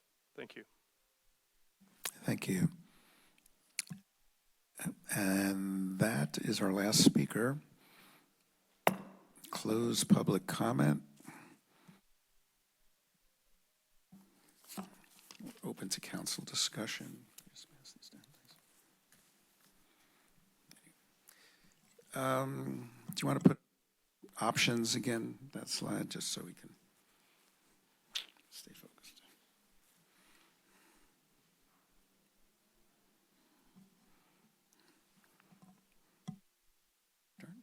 Yeah, please. Might as well. I'll get it going here. And I think, there are so many organizations that do such a fantastic job to help those in need. And it's amazing for me, newly elected, and going to some of the events sponsored by the city, bringing all the nonprofits together and just learning what each nonprofit offers. I mean, you really don't know. I think the speaker tonight mentioned, you're hearing what's out there, and I see the value of a cohort. You have so many out here to try and figure out, who does what, when, where, and fantastic. Especially on the coast, we are isolated and everything. We take care of ourselves. It also concerned me hearing, an earlier item about an upcoming budget. We're already predicting still in our deficit. We're still not there yet. And I'm, I look at how, it sounds like some of this, the money that comes from the city could be, I look at as a seed money or money that does go back in the community as opposed to buying like real estate or a computer or things. These are actually services that people need. But I'm also concerned with the city's budget. That was something I campaigned on. I think it's very important that we, find that balance. You know, I've said this before, I would prefer to wait to mid-year. Is that why we said February 2026? Is that our mid-year budget review? Not necessarily. The subcommittee, when we met back in April, they instructed, or they recommended the option C funds $200,000 in July, the same way we normally do every year, and then come back in February when we do the mid-year report to That's what I City mean. Council and determine whether the additional 100,000 can be allocated to So the program. that's why it was February, because that's when we do a mid-year review, and that's something to me, we would know are better on trends of our revenues, where our expenditures have been going. So I'm wanting to, I'd like to wait to mid-year for everything, but I also agree that if there's, you know, if it's half a year, I was looking maybe 150,000 or some number to get us to the mid-year, because I'm very concerned about our budget. And that's something, you know, there's going to be, you know, equal concerns or requests. And that, you know, obviously next council meetings when we're going to have our budget, but to know more, you know, what we have. But that's, I'm kind of. So let me clarify. Based on the choices that we had, it sounded like you're leaning towards C, which is 200,000, then come back at the mid-year and see if we can add, That's our another 100,000. If that's the only choice, I want to defer as much as we can to mid-year, just because we got ourselves into this. We need to get ourselves out of it, and I'm trying to find a way, you know, that we can, heck, give 400,000. If we have the money, that's fantastic, but I want to make sure that we have our budget in order. Got it. Councilmember Penner? Go ahead. I might supposed to leave us for last. Okay. Yeah, I understand Councilmember Nackengast's concerns about the budget. I don't think that those concerns have the same impact that the concerns of the folks who are suffering, that don't have food, that don't have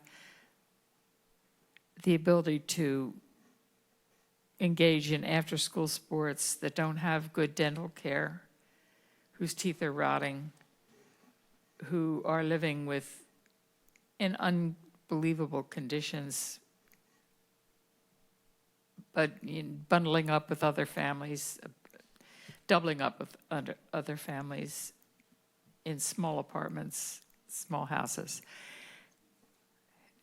Of all the times to cut, now is not the time. The federal government is putting everybody in a very, very scary position. It puts us, in terms of balancing our budget, in a scary position. But a balanced budget or life support, to me, they just don't equate. They're totally different values, and my values make me feel that the very least we can do is continue to support what we've done last year. And I think that the cohort model has been shown to be a very productive. I think that all of the nonprofits that we do support have gained a lot from working together. So all in all, I think I don't see us cutting it. I can't, in good conscience, vote for cutting it. We have an $897,000 in unassigned funds that we may well need in order to balance our budget, but we could also use 300,000 of that and help to save some lives in the meantime. So I'm in favor of option A. Thank you. Vice Mayor. So I'm going to be a little different still. So if we're talking about social safety net services, for me right now, hearing about issues with food security and shelter security, to me, that is safety net. Mental health, right now, it's good to have those services, but they're not the same as food and shelter. Food and shelter are urgent. Second Harvest Food Bank is sending out alarms. I get 2 envelopes from them, a week, and I've seen their reports. And I know that Coastside Hope works closely with them. So I'd like to see us refine what we mean when we say social safety net. And I'd like to see Coastside Hope actually get $100,000 this year because of the needs for food and rental assistance. To me, they're like the premier social safety net provider, and I'd like them to have $100,000 this year. And that means less for everybody else. I'd rather only go to $200,000 and have the second $100,000 broken up among the other groups. I know that Senior Co-Siders also provides food service.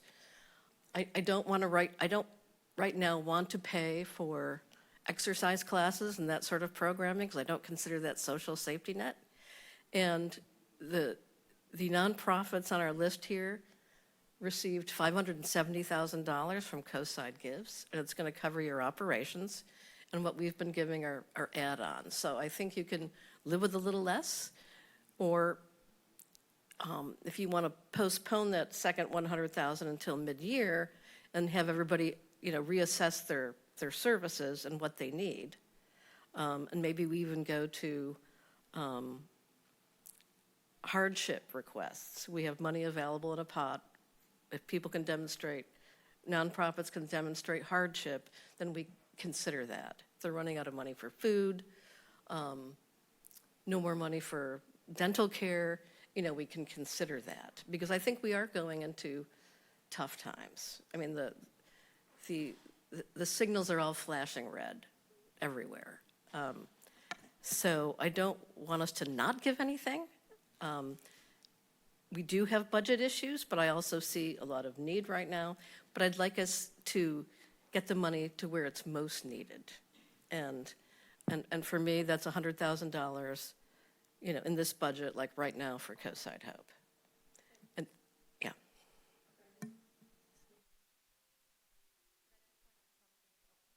Thank you.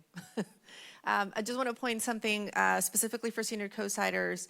The funding we provide is not for any of the wellness classes. It's for access to transportation, to and from medical appointments, to home repair services for seniors who can't fix things. Yes, that's safety net for me. Yeah. So especially going into people's homes and helping them repair things.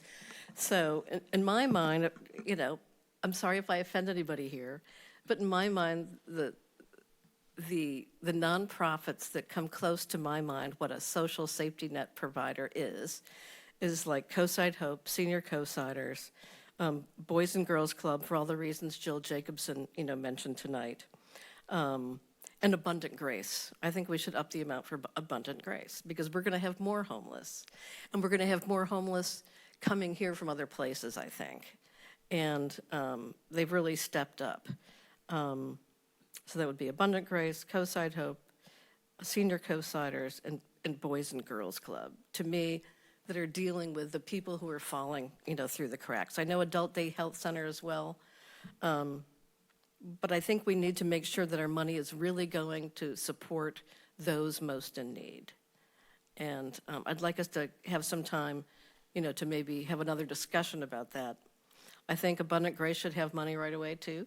And I think they should have $50,000 because they're really doing the grunt work on behalf of those who are most vulnerable in our community. So I'm throwing out a little ideas. I'm not really following the ABC options, thanks to the subcommittee for meeting, but I think we now know, after looking at the New York Times the last few days, where we're headed, and we need to be careful with their money, at the same time help those who are most in need. And I don't think the current menu gets at that, for me, so. Thank you, Vice Mayor. Can we put up the options again? Oh, now we can. Thank you. Let's see here.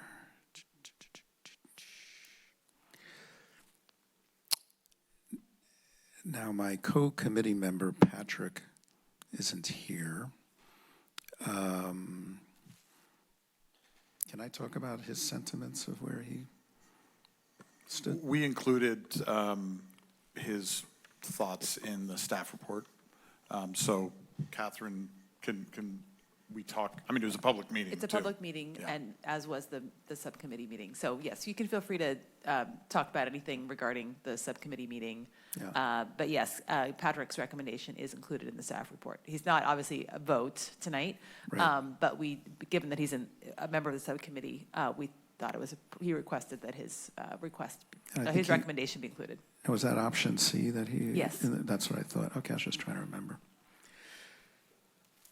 Well, he's not here and he can't vote. But that's definitely where I was leaning. I'm not offended by your ideas. I like your creative ideas. I just strongly disagree. So I think we have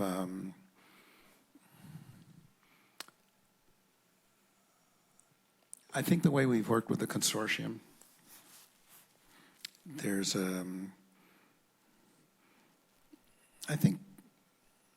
I feel personally we'd be somewhat betraying a certain kind of trust of this consortium. These folks are working together, they help each other out.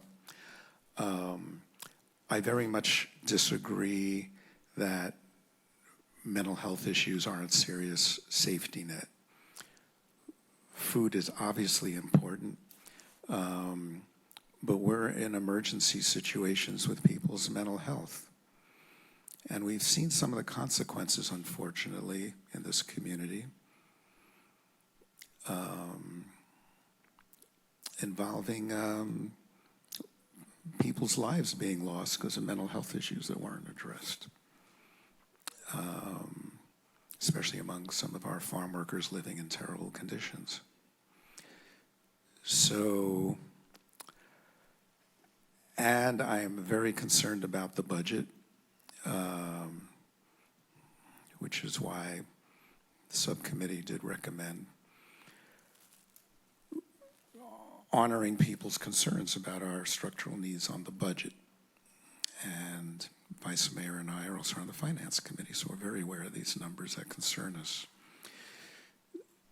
So I like option C, where we drop our numbers 33rd to 200,000 and break down the numbers the way we have them.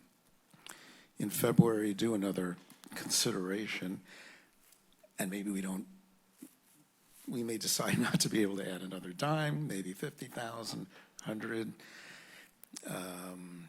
Maybe by some weird miracle there'll be some other money, but realistically I doubt it. So that's where I'm standing. But let's continue the conversation. Do you want to add anything? Paul?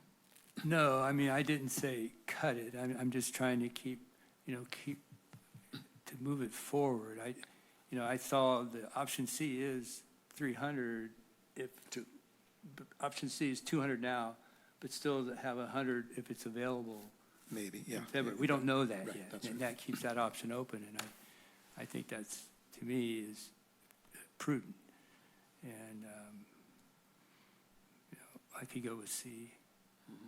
I don't know, to all of a sudden start redistributing the money, I don't think I'm prepared to do that tonight, right here. I would, want to look at that further. Okay. But if, look at what we have, I feel better about, looking at C. Yeah. just some initial money.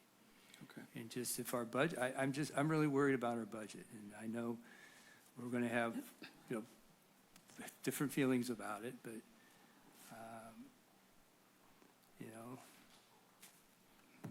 there. Got it. Thank you. Councilmember Penrose, you want to? Yeah, I like the idea of looking again to see which nonprofits are more safety net prone than others, if that's the way to put it. I agree with Councilmember Nagengast. I don't think now is the time to do that, but I do think that that conversation is something that we can have. I feel very, very strongly that concerns over the budget are secondary to concerns over life and death, life quality, whatever you want to call it, whatever these safety nets do provide, and they do provide life in some instances. So I can't vote for option C. I will vote for option A. I would vote for option C, but only if we boost Abundant Grace to 30 and Coastside Hope to 50. Just as a point of order for tonight, because we only have 4 council members here, to select any option, it will require 3 affirmative votes. So I think that's an important thing for you to be aware of as we continue tonight. So you would increase the amount in C to include those additional funds for Coastside Hope and Abundant Grace? Would be $10,000 for Abundant Grace in addition, additionally, and approximately $17,000 for Coastside. I don't think either of your mics are on, just as a heads up. It would be 10,000 additional for Abundant Grace and 17,000 additional for Coastside Hope. So you'd be up there to 227. Oh, I see what you're saying. So not cutting anybody else, just increasing those 2. Yes. Would you like to make a motion? I would move that we adopt option C with the following amendments, that Coastside Hope is awarded $50,000 and Abundant Grace is allocated $30,000. Is there a second? Can I clarify? What's the total then? 237. It's 227? 227, okay. I'm not sure I'm following. She's adding money. Right, so an additional 10 for Abundant Grace. It's an additional $27,000. Okay. Abundant Grace, 10, and Coastside Hope, 17. Okay, thank you. I'll second that.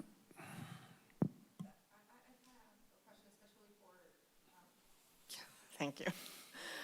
Question for Coastside Hope. Do you want it to be rounded up to $50,000 or just add an additional $17,000?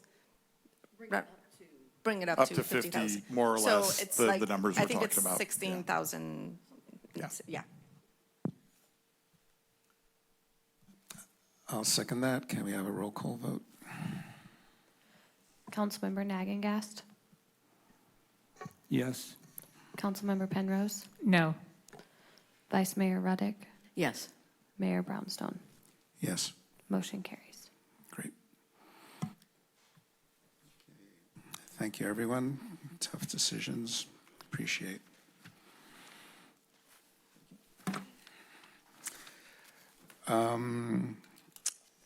We are on to our last item of the evening. And the topic is comprehensive user fee study workshop. And we will have a staff report on that.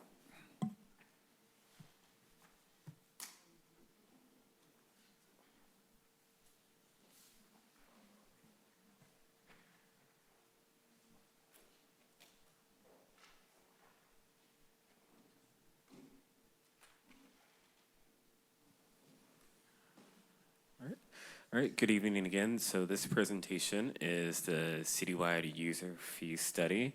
And tonight, Nicole Kissam from MBS is joining us. So a comprehensive user fee study is a best practice procedure that cities do every couple of years, excuse me. And what it is that we take a look at the services that we provide, and we estimate the cost for those services and come up with a fee program and a cost recovery model. And the goal of a fee study is to kind of come together with broader policy questions and cost recovery goals, and that funnels through to individual fees in our master fee schedule. Nicole's gonna walk you through the fee study that was performed. So a little background. Last time we did this was back in 2017. MBS did it for us back then. And it's been a while, so we were due for another one. This work started back in 2023, and we just completed the user fee. From here, we're gonna be seeking some feedback from council, if there's any, and then incorporate that into the master fee schedule for public adoption, a public hearing at the first meeting in June. With that. Good evening, Half Moon Bay City Council. Pleasure to be here. Like Kenneth said, I'm Nicole Kassam. I'm the director of our fee group over at NBS, and I've been involved with the city's fee program for quite a few years. I worked on the last study, and it's just a pleasure to be here. It's such a beautiful community. All right, so I'm going to go over just some basics about fees in California and how they're calculated, and then summarize the results of our study for you, and then turn it over for questions. Sound good? We already covered this. That's the history of the project. Kenneth, you covered that. Great.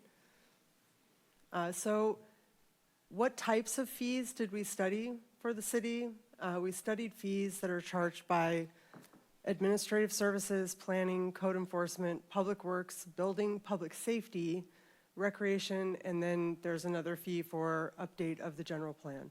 So that's roughly 8 fee programs that we studied in this report. Additionally, in recent discussions and meetings with council, there are renter protection fees. Just as a note that these fees were not included into the study. This is kind of evolving thing for us.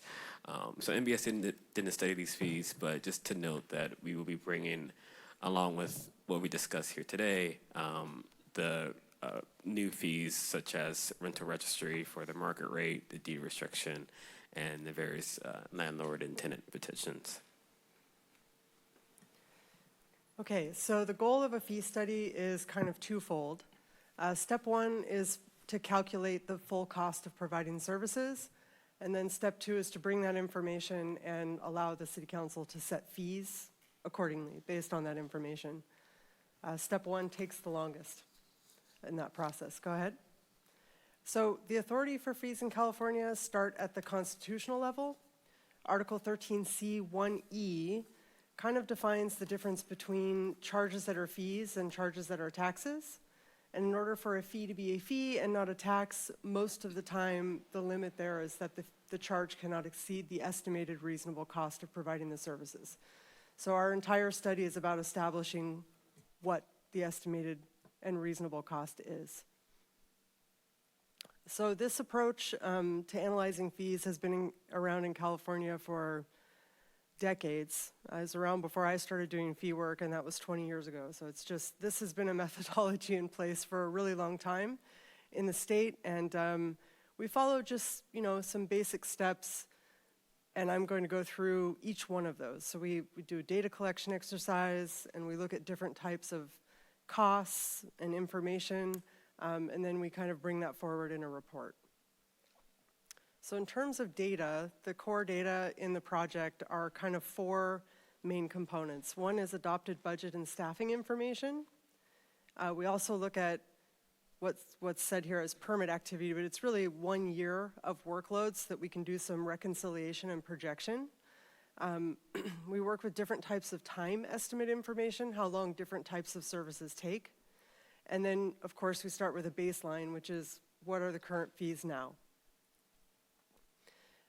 We meet with every department. So in each of those 8 programs that we kind of put up there, we met with the staff and we talked to them about how is the structure of the fees working for the city, the names and categories in the fee list. And there's different types of fees. There's one-time charges, there's fees based on different types of characteristics like construction value and different project criteria. And then there's fees where the city collects a deposit and is charging time and materials against that deposit. So we talk about, are there any fees that need to be added, deleted, or restructured accordingly?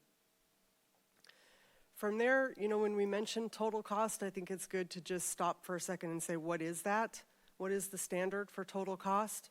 So when you're looking at the fees in the report and we're talking about the maximum amount, it's a total cost recovery picture. So not only are there direct costs, such as an inspector in the field or somebody issuing a permit, hands-on, there's also indirect costs associated with that at their individual program level, their division level, their department level, and even the city level. There's lots of layers of different types of support costs. And then there are costs where departments might support each other to achieve an objective, like planning might review a building plan when it comes in at the building counter in order to check conformance with conditions they set at the beginning of the development process. So we really look at all the different costs that go into the process of providing whatever service it is we're analyzing. So we talked about total cost, and we look at that on a couple different levels. One is annual, so we make sure that when we look at the total cost picture annually, that we separate costs that should be targeted for recovery in a fee program and that maybe shouldn't. So we do exclude certain types of costs. And then we convert that to an hourly cost that includes the same layers of costs that we talked about in the total cost of providing service. So each fee program has its own hourly rate. And then from there, we do the per unit analysis. So that is at the individual fee level. You can go to the next slide. Where really what we're looking at is the time to complete a certain service multiplied by that rate, and that's the maximum fee amount. So the math at the individual fee level is pretty simple, but there's a lot that goes into it to make sure that we're not targeting too much recovery in the fee program and that we're reconciling to a total cost recovery picture, and that we've discussed what should be included when we're thinking about how long it takes to provide a service. So from here, the NBS report, it includes a lot of information about what that maximum amount is on an individual fee-by-fee basis. That's your full cost of providing services. And then the report also compares that to what's currently being collected. And typically, and in this report, there is showing a deficit, right? So the full cost is higher than what the city's currently collecting. If you look at that, you know, in the appendices through all the different fee schedules, you're going to see some fees that need to come down and some need to go up and some are about right. That's typical. That's typical, but overall the results here show that there's a gap between current fees collected and full cost of providing city services. So really, you know, it's time for the city council to decide how much of that red arrow do you want to close, right? And that can be driven by a number of policy factors. Also differ by a fee program, or type of fee program. We did do a comparison, a high-level comparison of fee categories, names, and amounts to some of the more local or regional agencies that are comparable. We make a reasonable attempt to compare information. We don't always get a word-for-word or line-by-line comparison. And you know, I just kind of caveat some of that information by, we don't really know what those local agencies have in terms of cost recovery objectives and when the last time they looked at their fees, et cetera. So, you know, we try to compare for you to give you some type of baseline.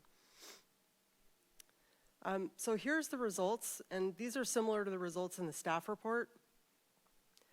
So current fees, that's that first column there, and we've got some subtotals here with and without recreation because recreation fee analysis tends to distort overall results. They're just a different animal, different type of consideration there. So really what we're focused on tonight is the departments that are not recreation, and current fee revenues right around 779,000 a year across all the fee programs we've studied.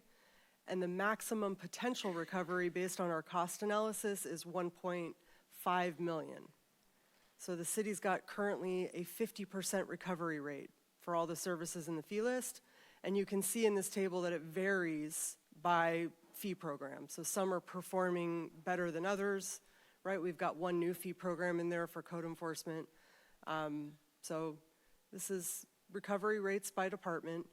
And then from there, the city staff has kind of gone through the fee list, and you can see in your staff report on page 3, they've identified, you know, a certain handful of fees that they're not recommending at full cost recovery for various reasons.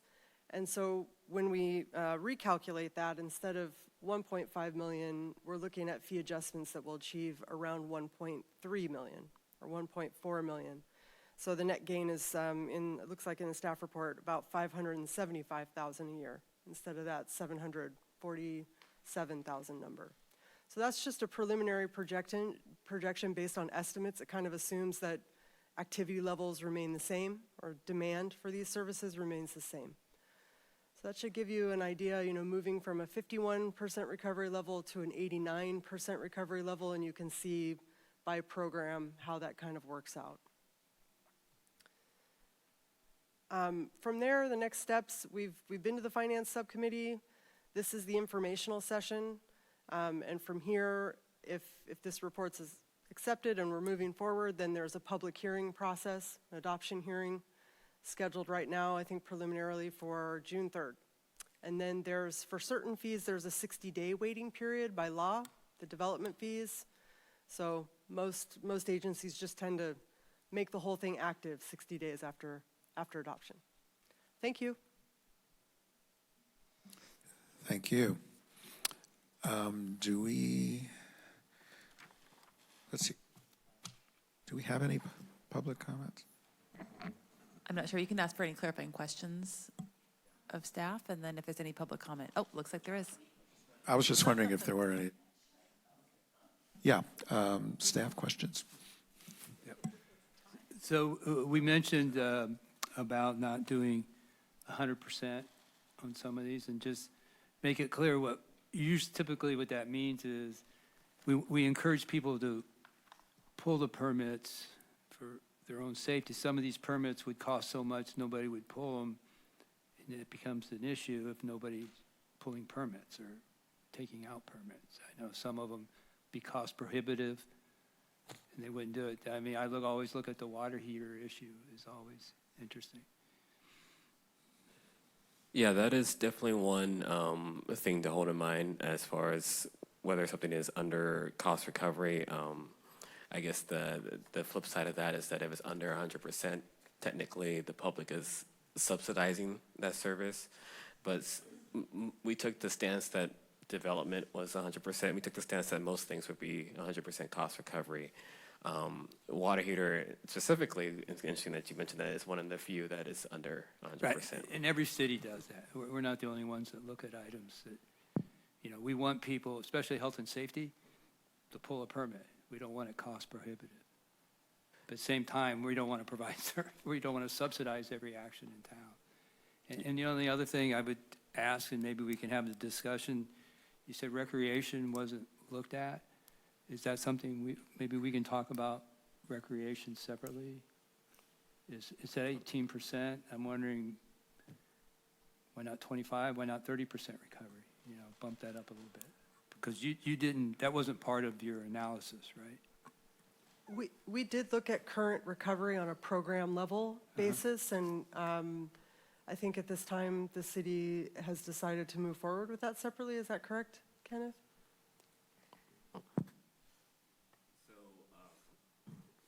So a big portion of recreation fees is not really a fee, it's facility rental rates.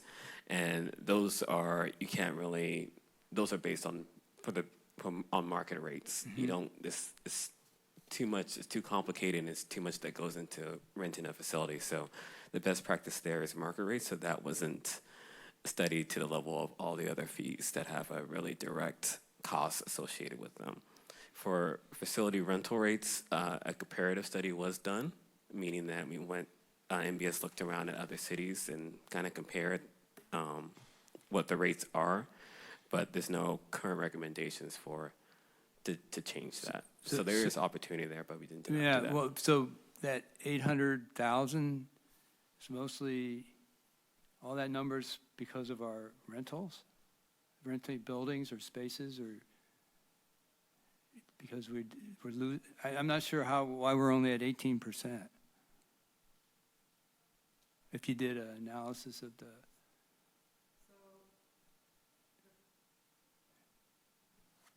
the program level categories we looked at would have been contract classes and programs, event center Sundays and drop-in, filming and special event permits, facility rentals, and then there are sponsored community events, which would just have a 0, right? So the 800,000 deficit there is coming from subsidies provided to city-sponsored community events and services, about a quarter of that, and then some from all programs, really. Facility rentals is performing better than any other. Contract classes are performing actually the best, followed by facility rentals. So us participating in like Pumpkin Festival, 4th of July Parade, that's included in this number? Right, because you have fee recoverable and non-fee recoverable services, so that's an overall total. Oh, okay, so that's a different discussion. Yeah.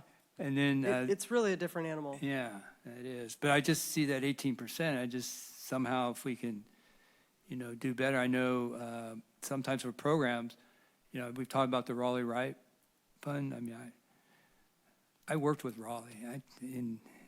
Great guy. But I mean, that's available for folks, right? So we still have that in place. And the only other question I have is public safety. Why $310? What is it that public safety is so low?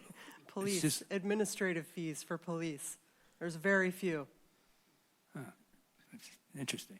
Yeah. Okay. Thank you.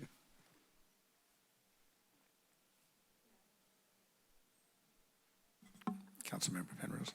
We looked at other cities and we looked at the county for Yes. comparison. Do you have a list of what their recovery percentage is? You mean in terms of how do their fees compare to their costs? Right. No, we don't have that information. It's very difficult to get. So we would either have to go into their administrative records or council board records and try to dig up a report if they have a recent report.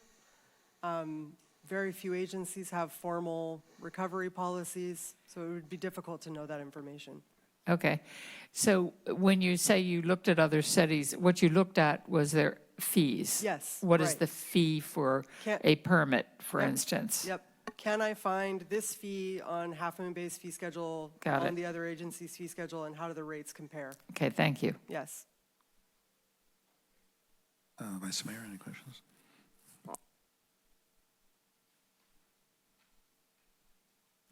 We have one public comment, Nancy Fontana.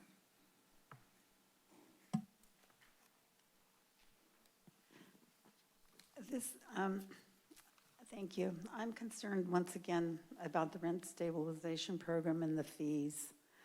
And obviously it's too early for that work to be done.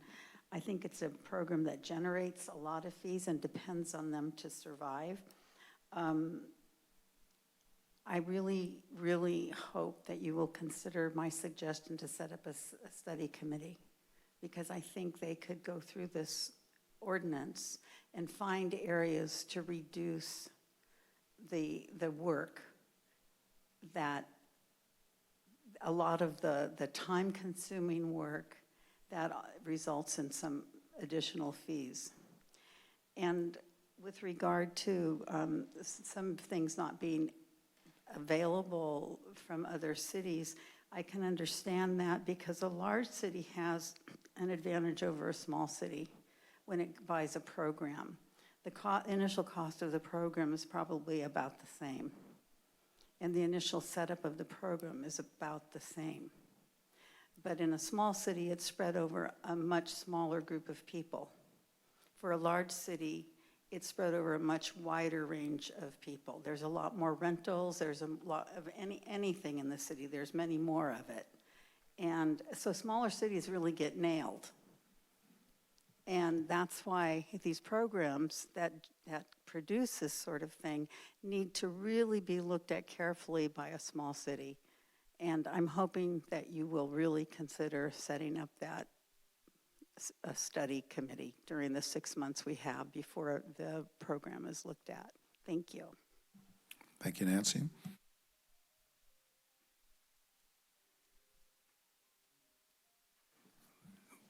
One more question. Yeah, sure. I meant to bring this up.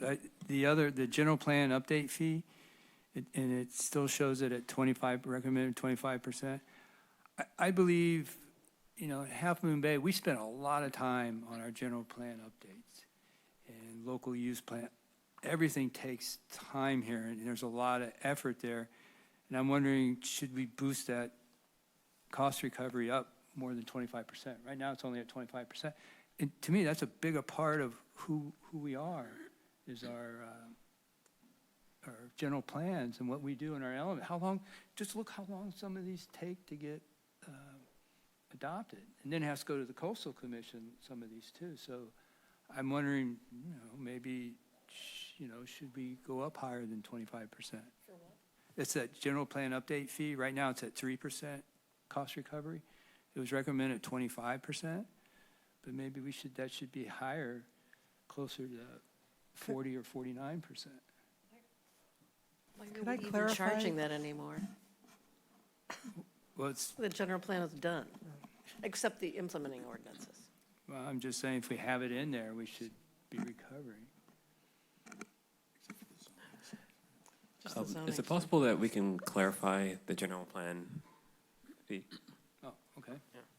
So when we look at that row in the table that says general plan update fee, we're talking about total annual cost recovery of 3%, moving to total cost recovery of 25%.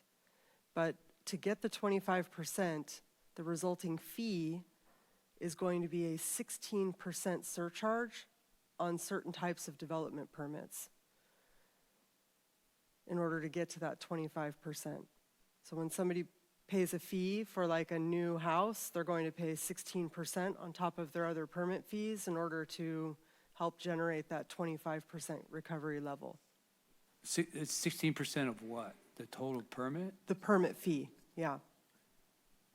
From So that's a planning and balance you building. have to try and keep too. You don't, because that's another add-on to the cost of a permit. I just wanted you to be aware of that because if you want 50% or Yeah, 75% okay. recovery, your surcharge is going to keep going up, right? And you're trying to Yeah. balance the permit cost, yeah. Vice Mayor and I, heard this detailed report as part of our Finance Committee. And so, there's a certain balancing act here. We don't want to discourage development. We don't want all of a sudden people are used to a certain fee and then all of a sudden quintuple it. On the other hand, sometimes we get a lot of comments like, hey, are we getting the services we're paying for? We pay taxes. Well, actually, people have been getting a lot of services that we've been undercharging for some time. So we're trying to bring it into more balance because that's how a city works. And so I thought this was a great report to really, I had no idea of how much was being undercharged until we saw this, but at the same time, we don't want to already, shock the system of people being used to certain fees and then wondering why we're jacking them up higher.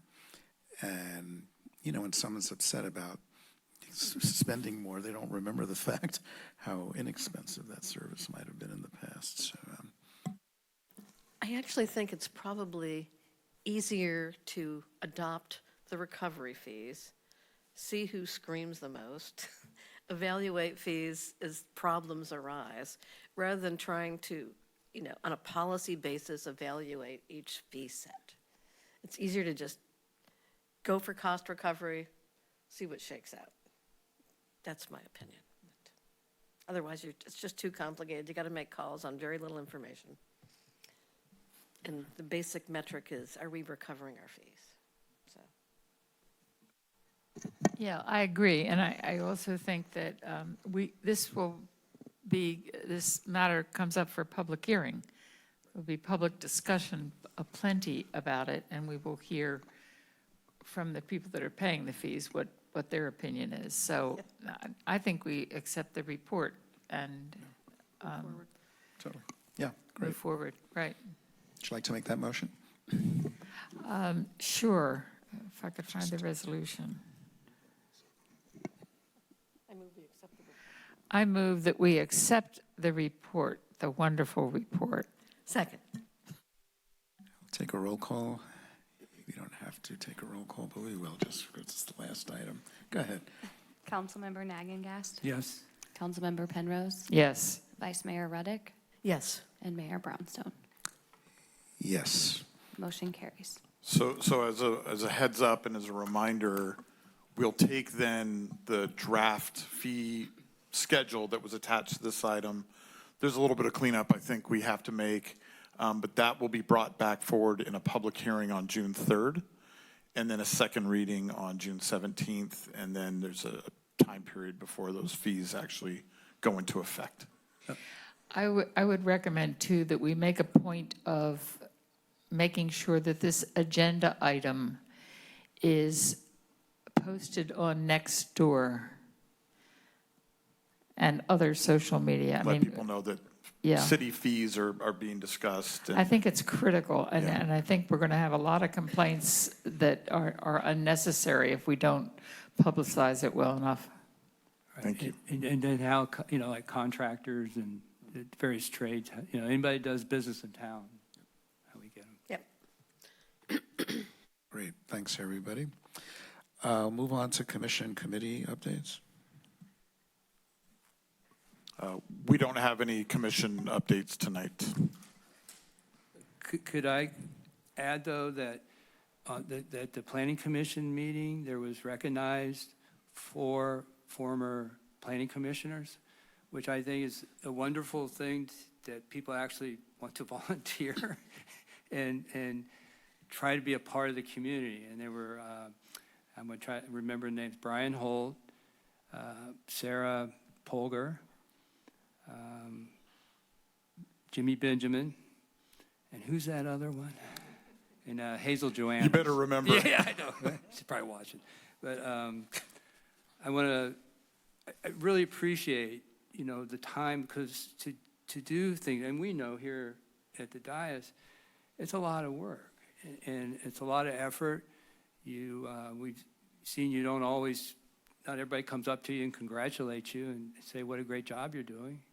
You get that occasionally, but most of the time you hear, oh, why'd you do that? Why'd you do that? So I want to just acknowledge to those, not only those 4 individuals, but anybody that wants to volunteer for service in this community. I think it's fantastic, and I wanted to recognize that. Thank you. Thank you. And we have a Recreation Commission meeting next week, so we'll get a report at the next meeting. Our Community Development Director, Leslie Lyko, is on a well-deserved trip to celebrate a college graduation, so she'll report out at the next meeting. And actually, our Public Works Director, Miles Bozagini, will give an update on the BPAC. Thank you. In the spirit of volunteering, I just wanted to remind folks that we are looking for volunteers for our Bicycle and Pedestrian Advisory Committee. Sorry. Our Bicycle and Pedestrian Advisory Committee, we have 7 positions, and if you are interested, please check our website or reach out to myself or our Assistant City Clerk, Maggie Rodriguez, for the forms to fill out. My next door neighbor, Jim Sullivan, Mr. Bike. Great. Thanks, Miles, for that reminder. Any items for future discussion or agenda? I do. Yes, I think Nancy Fontana brought up the idea of reviewing our code of conduct, and I think that's a good idea. And I was sort of, my imagination was kind of picked by what City of San Mateo is doing. they had a very contentious couple of years until recently. And so they're adopting a code of conduct about, handling the public at meetings, discussions among council members, how to interact respectfully. I think we all could benefit that, and I mean myself too. So I'd like to bring that back. Second that. So we'd be looking at probably bringing that back sometime this summer, early fall, once we get through the budget process. Speaking of committee, is there any interest in the other committee Nancy suggested, perhaps putting up the rent stabilization registry to have the community, have representatives from the community, whatever. Well, I think we decided that we were going to have a process to look at potential alternatives going forward over the course of the year. So, and somebody else, I think, recommended that too at our previous meeting. So that could be an alternative. So, it it makes sense to have more of a discussion. I mean, the current rent stabilization ordinance, most of the time, cities go to the voters and then have an active campaign and a conversation around that before they adopt rent control. And we just kind of did it, we want rent control and we're just going to pass it. And there really wasn't a lot of information gathering or discussion around it. It happened pretty quickly. So, I think it's a good idea. So is that something that'll come up as we look at how do we move forward? Yeah, I think so, okay. yeah. All right. Any city council reports? This meeting is adjourned. Thank you, everybody, and thanks for coming. Thank you.